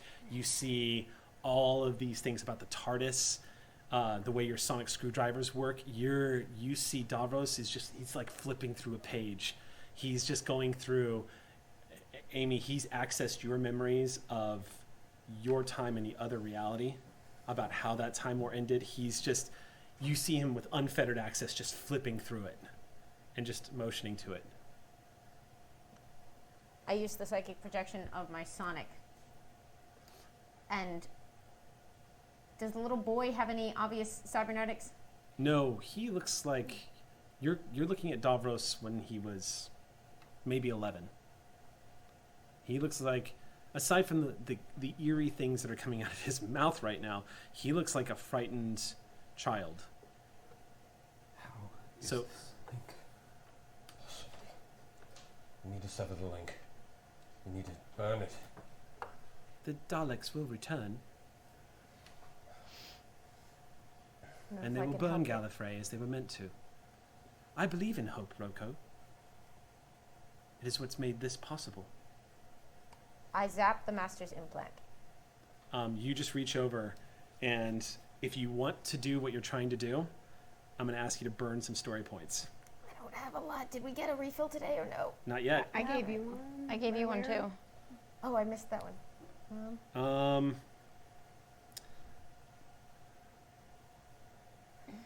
4 story points. That is the exact number of story points I have, unless You've I got can... 2 in your sonic still, don't you? Yes, do they apply to the psychic projection of my sonic? Which I'm hoping is linked to the real sonic because I need this to actually affect technology? Oh, that would be the story points for. Wow, good question. Yes, I'm going to rule that those are part of your pool. Just for cinematics purposes, why not? I'll say that's part of your pool, but... Because what I need to do is like, I'm using a psychic projection of the sonic to zap an implant in the psychic projection of the master. I need that to actually affect the technology that he doesn't know exists. okay. But, like, I'm connected to my sonic that Finn has, real Finn. What I'll do is this. Basically, burning those 4 story points. Okay, burn them and the 2 actual points of the real sonic? You want to spend 6 story points? Uh, If you spend 6 story points, you get to alter some of this narrative in a major way. I do what you got to do, but there's a backup plan. yeah. I got a backup plan. I got a good backup plan. If this goes the way it's going to go. So what you're able to do with 4 story points is you access it, that piece of technology that's the back of his head. And then you see the young boy smile as you immediately, Master, you suddenly become aware there's a fucking implant inside of you, and it's transmitting to Davros. And it has full access to you. You feel it inside. You feel Davros' presence. You don't know how long he's been there. But the young boy smiles and says, you can't turn it off. Not without killing him. Yes. You have no idea. Psychic link with Rokoko. Okay. Actually, we don't have to. We're no. psychically linked. We're Yeah. all You're- psychically linked. Indoor You- voice, yeah. If you spend a story point, Tal, I've only got like a couple left. if you spend a story point, I'll let you basically send out a closed circuit communication with everybody. You know what you need to do. I turned to the doctor. We saw what you saw. But, Doctor, those children burn either way. They were shot and resurrected and shot and resurrected. This world, everyone burns in all of these worlds. Gallifrey burns. We're running out of time. Just do it. You hear a voice say, no more. And from over the hill, walking just behind this young boy is you. An old man with a very sad, very determined face. And Rose looks at him, and she steps away. I'm going to walk up to the old man. As you approach the old man, Rose, she just fades from view. And you see he makes eye contact with you. And you walk up to him, and he... I'm standing with you. Say it. Say it. I need you to say it. The old man looks at you. No more. I grab the old man, and I know I can't, but I try shaking him. Just say it. He stares at you. He's the most I was ever like you. You need to say it.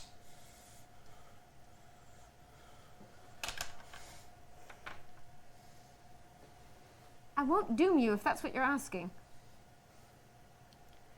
I don't want. You doomed me a long time ago.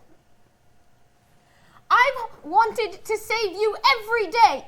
There is no saving me. There could have been. There isn't, there wasn't, just say it.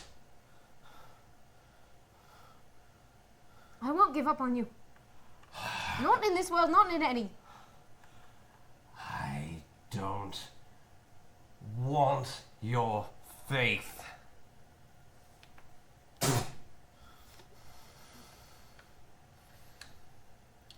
You never had to be a monster.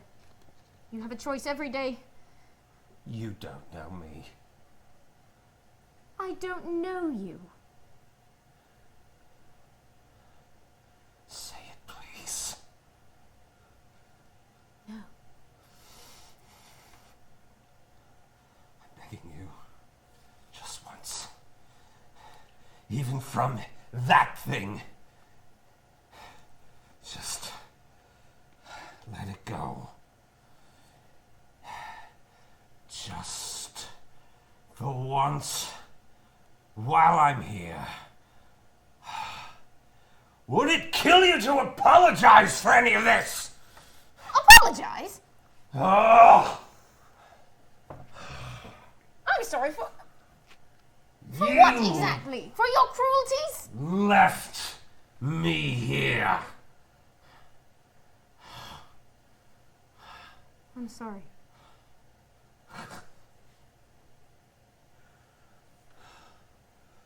Was that so hard? Well, you could have asked ages ago.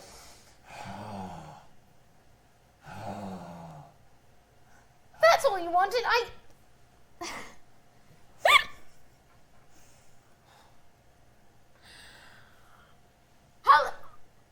could have had my friend back all this time. Who wants to bloody ask for that? Oh, you're the worst. You're a bit too stubborn for your own good, you are. You are the bloody worst. You abandoned us here with that monster. Of course I have to be a monster. I was raised by a bloody monster. It might be worth pointing out that the monster still stands before you and is currently accessing all of your memories to get the technology he needs to bring the Daleks back. Are you paying attention, Davros? Davros turns and looks at the old man and then looks and says, I have what I need. No, you don't. I've got something special to show you. Do you know that I have read the ancient and all-powerful histories of Gallifrey? I have read the diaries of Rassilon. Would you like to see them? You see this light flicker in the little boy's eyes. This insatiable curiosity, this lust for power and knowledge that you've only ever seen in the eyes of the Master. But you see, it's almost like the Master knows exactly which chord he needs to play on this guitar. And the little boy suddenly turns, and the manifestation of the War Doctor, the memory of the War Doctor, looks at you, which is which is just an expression of your, wait, what? Davros turns and says, show me. I want to see. I'm conjuring up a memory of wandering through Professor Chronotis' library.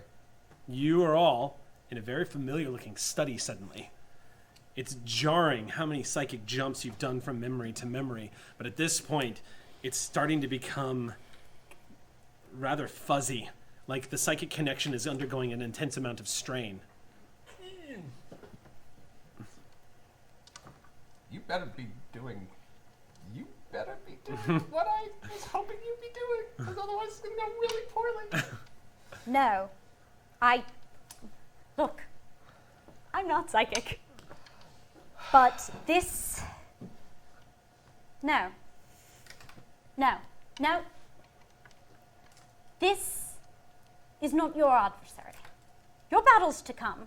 We are not doing this your way. I don't know whether or not we lose today. But Davros, you don't win.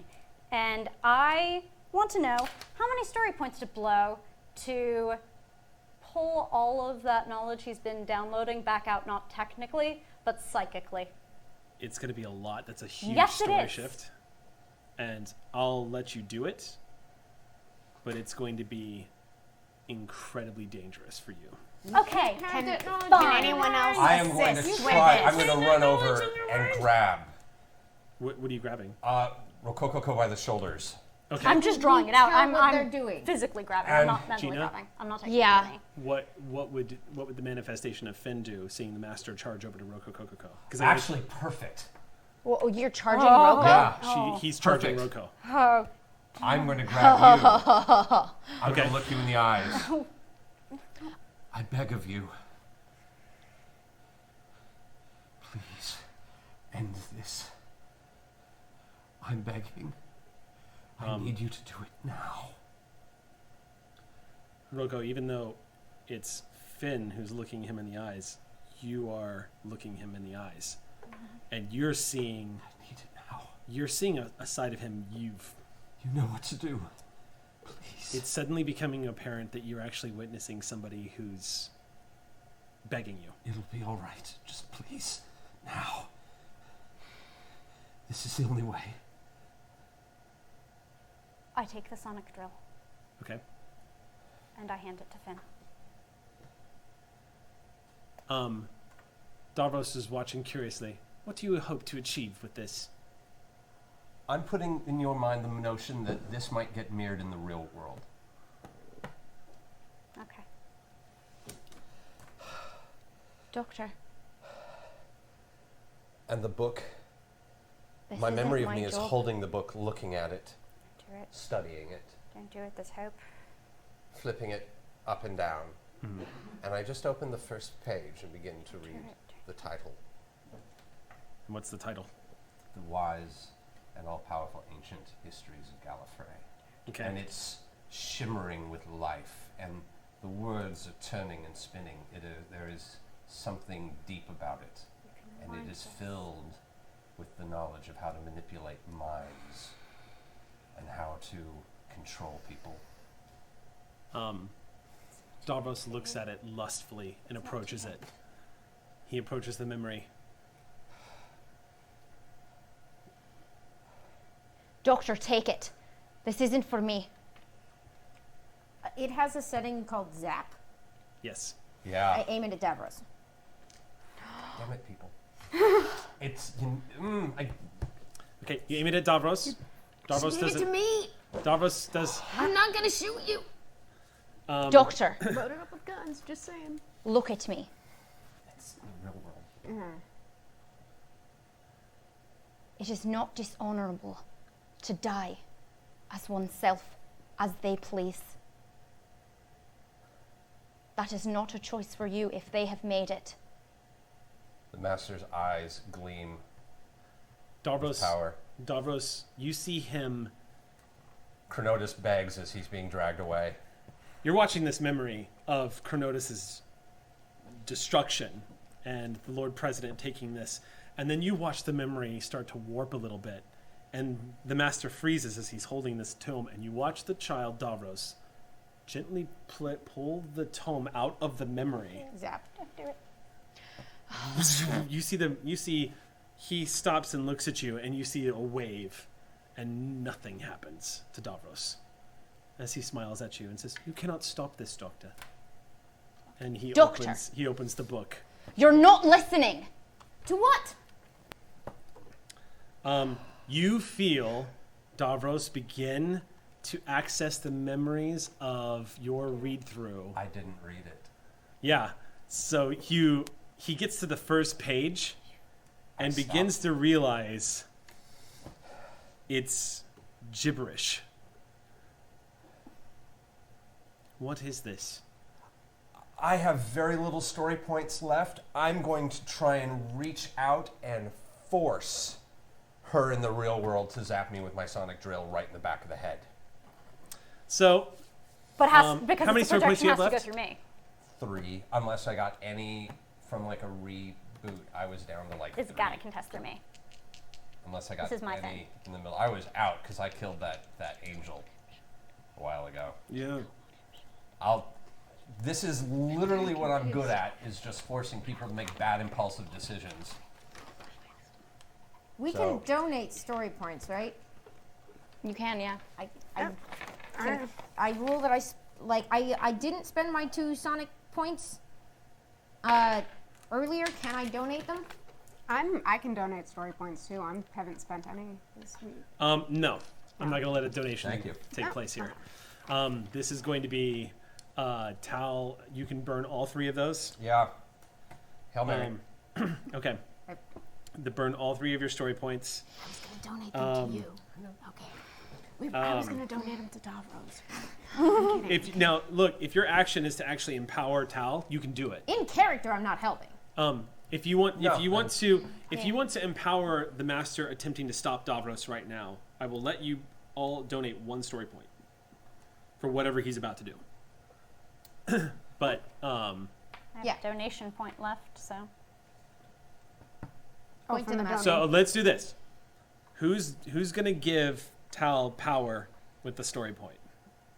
Raise your hand. So 1, 2, 3, 6 story points total. That's enough to. That's a serious on the table of story points. That's a serious plot twist. So that's going to give you an enormous power to alter the narrative right now. So, you back in front of the TARDIS. It's been about maybe 2 minutes since everybody went under. Yeah. And you're in the middle Still. of yeah. What's it supposed to do again? And then you hear, Finn, Captain. You hear Zeeps as the master just sits up suddenly with his eyes still closed. And he reaches into his umbrella. And you watch in shock as he pulls that sonic screw out and he holds it up high above his head. And you hear something go, wait, what's he do? And he slams that sonic drill into the back of his skull. So right before I'm about to hit, running away again. And that's it. Davros goes, what are you doing? And all of a sudden, all of you are racked with pain. You feel an ice pick in the back of your head. Your head? No, his head. You suddenly see the landscape begin to crumble around you. What have you done? And Davros starts to scream. Davros goes, no! And you see, it's like the transmission dies instantly. The Sonic that you're holding, as you're staring at the master, Finn, the Sonic, suddenly you see a code start flickering. You've seen the script before. You've never been able to read it. But you see suddenly it starts to short. And you realize that the Doctor's Sonic had been hacked by Dalek technology. And you watching it suddenly as it starts to spark out as a transmission begins to flee from it. Just kind of sparks out and explodes. And the Sonic goes dark. And all hell breaks loose as all of you suddenly, Roko, you see Finn in this incarnation turns and looks at you wide-eyed and then fades from view. And Rose and the War Doctor, nobody's there anymore. You're all standing on a landscape that's beginning to crumble. And it doesn't take much to realize that you're in a mind that's dying. What have you done? Out now! We have to get out! If you're in this mind when it dies, Yep. Nope. Okay. Everybody goes with him. I pull the doctor out. Okay. Because she won't leave otherwise. Everybody starts to fade from view, and you just see him standing there in his fine suit with his cane, looking at you as the world behind him falls into oblivion. No! Old friend, no! Why? Because you could never do what I needed, and you could never save me. Now go, and try and be better next time.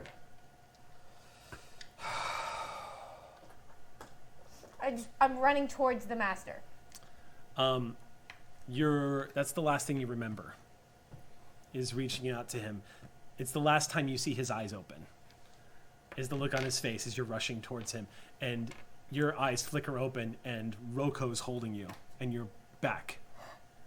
And as you sit up, all of you instinctually, everyone's looking, and you see lying on the ground is next to you is the master with a sonic drill jammed into the back of his skull in a pool of blood that's formed all around his body, and he's paled and absolutely dead.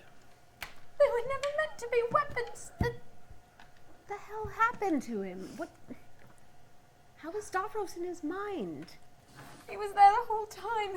He'd been infected. He had a stalk in him. What? That's what. Oh God. I'm just gonna hold his body. He's gonna regenerate, right? You cradle his body, and his head kind of just falls up limply, and you just feel it's like a stream of blood begins to form and soak into your trench coat as you cradle your old friend. I am sorry. The sonic drill is still in place, still working its wretched work, as it not only does it seem to cause traumatic damage to his physical form, but it looks like he activated the sonic drill as well, so it's disrupted everything. Also, what you realize too, as you're holding him, is there is no sign of any Dalek technology inside of him aside from the implant that you scanned. What you're beginning to realize as you're holding him is there's no reaction. It was never there at all? It doesn't appear to be, no. It appears to have been a ruse. Probably fed through your sonic screwdriver to turn you against him. Davros played some kind of game, but what you're realizing is that the reading was false through your sonic. That it was always the master. Just with that little implant in the back of his head that Davros was feeding. We could have found another way.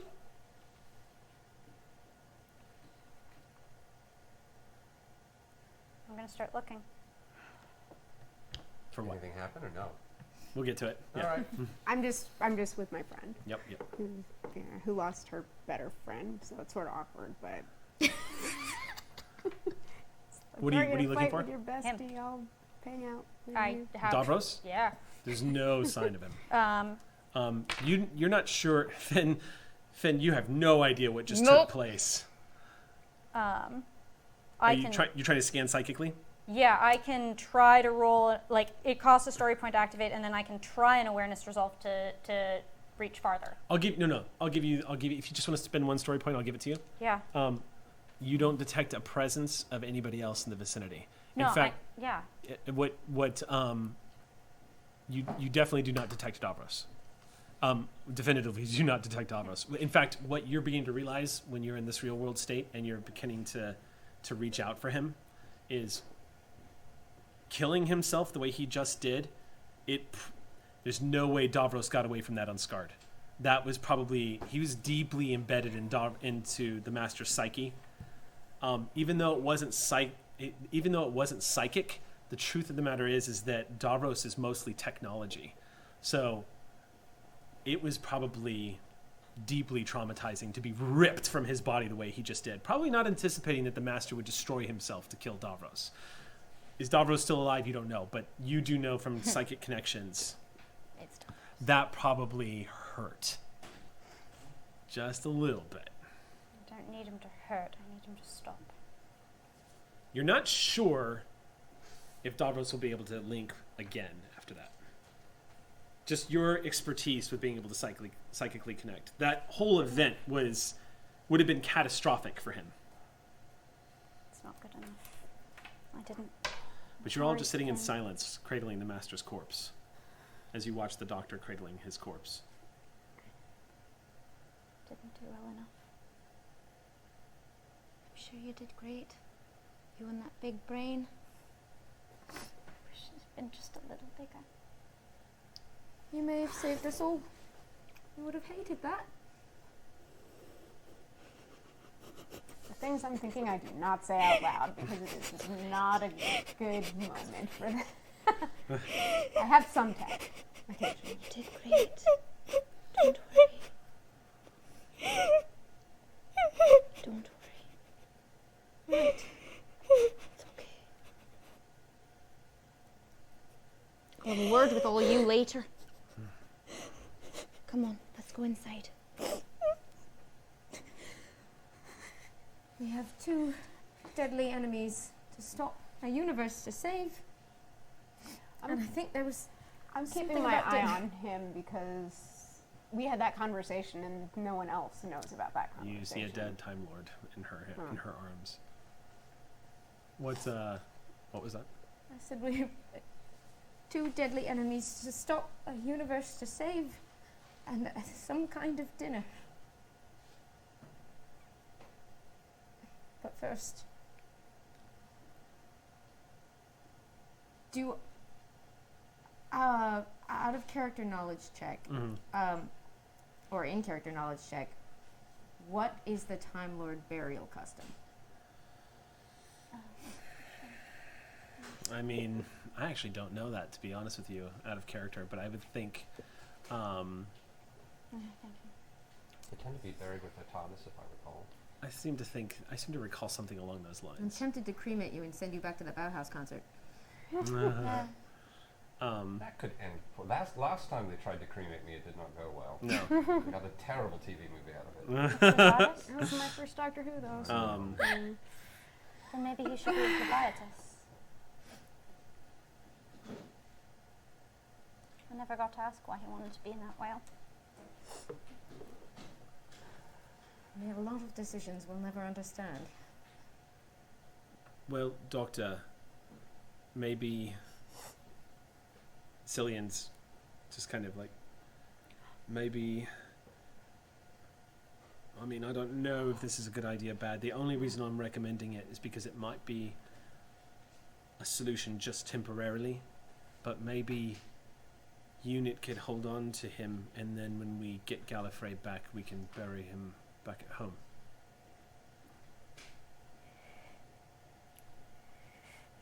It's not a bad idea. I'm going to, as respectfully as I can, just take the psychic drill out. It's kind of jammed in there, right? It's definitely jammed in there. Yeah, I'm going to The master slowly stabbed work himself it with out. gusto. He went for broke. He didn't want to. It's clear by the depth of that stab that he didn't. He was afraid he might hesitate, so he went all in. It's got a spiraling spinning drill tip on the top of it, so it got in there. Yeah. It's got a real drill. It's got like if you've ever seen like. Does it have a reverse button that I can? Actually, yes, it should have a reverse button because he Um, clean. Her bone is The- fairly breakable. The sonic energies coming off the drill. It's not messy at all. It's completely clean. You just pull it out very simply. It's better, isn't And it? the wound itself seems to. It's not. The wound seems to have taken care of itself. With the sonic energies, it seems to have closed or cauterized. I guess this was his last. Not from what he said, but What did he say? What's he done to himself? Oh, at this point I noticed that I don't have my Sonic, and I look over at it. I dropped it. It's on the I floor. also am escorting Rocco back. Right. Yeah. What? It's all sparky and crap looking, right? It's got a wisp of smoke coming up from its control. That's odd. It kind of makes a barely. It kind of sputters a little bit as you activate it. What's wrong with this? What's wrong with you? I think I wanted to just use it to examine him, but you can tell that the Sonic, it looks like a safety protocol enacted itself and it destroyed itself in order to protect any further data from being processed, but it has all the evidence of somebody who probably accessed it. You would know the drill has a scan. So. I'll scan to look Yeah. at the Okay. drill. Scanning her sonic. Or no, I was going to scan him. Oh, scan him. Yeah, because With- she was trying with the. with the sonic drill? Yeah. Yeah, Davros is dead. Or I'm sorry, Davros. The master is dead. Great! Yay! Problem solved. Yeah, he's both hearts have ceased beating, life functions have ceased. He has a critical injury to the back of his head. No trace of regeneration energy. Not currently. Doesn't fit with what he said. Could have been lying, but.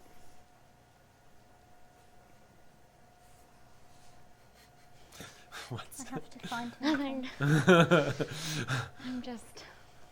He was the one that started the harvesting of organs. What? What? You hear Cillian just go, wait, when you were in the TG base, he was the one that had them cutting things out of you. Not him, but he started the process. Why? To extend his life. Did him as much good as most of his plans. But he said he could have been lying, I suppose, but it didn't sound like it was his last regeneration. What's happened to my Sonic? I'll scan that too. You start scanning the sonic, and as this is happening, you all hear the wheezing, grinding sound of the TARDIS suddenly. And a TARDIS materializes about 10 feet away. Who's TARDIS? Your TARDIS. Wait, next to your TARDIS. I was going to say another one? Okay. The door swings open, slams open, and you see you staring at you. And she goes, sorry, I don't have a lot of time. Sorry. And runs over to his body. And you see she pulls out a small device that you've never seen before and sticks it onto his neck. Hold on! No time. And then she runs back into her TARDIS. And before she stops, she goes, don't worry, the blood will come out. And she slams the door. And you hear the grinding sound of the TARDIS as it begins to fade away. And you watch suddenly as the Master Am I always that confusing? twitches. You see she slapped something on his neck. A device that looks Gallifreyan in origin, but nothing you've seen before. And it looks like it sparks and triggers an electrical discharge, which Tal activates the last remaining organs you have inside of you that have regeneration and energy. And you see the spark, and all of a sudden the glow begin to surround him suddenly. Oh my god. Oh my god. And the grinding sound of the TARDIS fades away as you watch as the Master suddenly starts going through a regeneration I cycle. want to scan that device, because...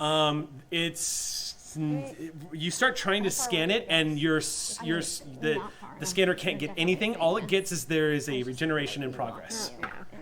That's obvious. Right. Look at Cillian. Cillian is like, I don't think I did that. I don't think I did that. What? I wouldn't even know how to do that. I mean, look, he was respectable. He was kind of a jerk. I wasn't sitting here wishing, I hope he comes back to life. I mean, not that I wouldn't mind. I know he's a friend of you. Look, don't look at me. I don't know. He's just like, Cillian looks. And you watch as the energy begins to fill the room. Doctor, this is going to be a big one. As you watch the glow get brighter and We brighter. should maybe get out of here. And the energy begins to grow and grow and fill the room. And Roko, the TARDIS, you maybe? being TARDIS. sensitive to these energies, and Finn, you also, I would say, anybody who is, I would say the people who are not Time Lords, but who have spent enough time around space, you in the proximity of Roko all this time, Yeah. you're all becoming aware of the power that's radiating from his body suddenly. Literally the power to harness life. Before it goes all full Yeah. supernova. And you all watch as his features begin to change, and I almost reach for a weapon, but then I think center of it, like the. Are they leading the TARDIS, or am I alone in the TARDIS, or are they? You're not we're in the in TARDIS. the- Y'all are Yeah, like I'm laying on on the the floor. ground in Still on front. Your eyes shoot open, Tal, and light explodes out of them, and you all hear a scream as his body arcs and he goes into a full regeneration cycle. Screaming like Highlander style, just like throwing his head back with light exploding out from his mouth as the Time Lord regeneration begins to take place. It looks like this device on the neck that the future or past you have no idea, left on his neck, it shorts and sparks and then just disintegrates in the energy around him. And as the light begins to fade, everyone's just kind of quiet for a second. The TARDIS almost gets knocked over from the explosion of energy. And as you all kind of like step back for a second and watch, Tal, what do they see? Kind of the clothes kind of get torn and the suit's kind of messed up and the gloves have ripped because the body shape has changed significantly. He's younger, not a lot younger, about a bit younger, still pale, still English, with just a big mess of long moppy hair like it hasn't been cut in 3 years, and just a mess of a beard that doesn't make any sense, and mismatched colored eyes. Oh, so you're a comic book writer. This is Alan Moore. No, young Alan Moore. No, mismatched colored eyes, and just almost like a vaguely hobo, where the torso is a bit big, but the rest of the body is a bit small, a little malnourished. This didn't quite go right. Mm-hmm. What color are the eyes? One is a cold blue, and the other one is a very, very deep brown.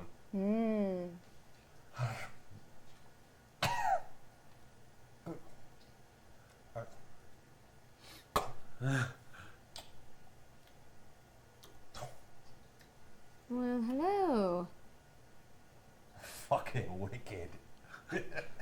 And that's where we will stop. This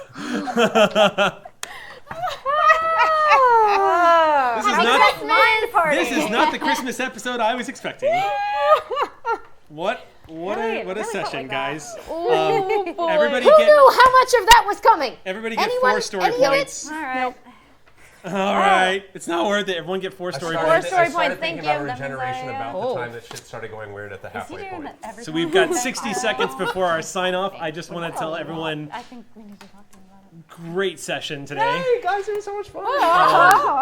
That was intense. Jody and Gina, thanks for going along for the ride on that one. That was the best. I want to do episodes like that forever. Right? No rolling, all just I playing. feel like we like got deeper and more into some of this shit than like the show does. I feel like we're really good about it. I think we only Everything you ever do is on my head now.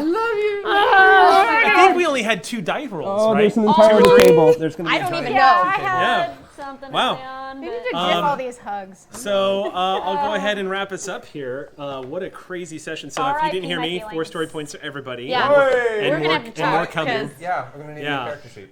Thank you guys so much for tuning in to this insane episode today. Definitely catch us next Friday. We'll be back some more. Brick Battles is up next, so that'll be a nice decompression to like watch some whimsical fun. And on that note, stay whimsical, everybody. Bye.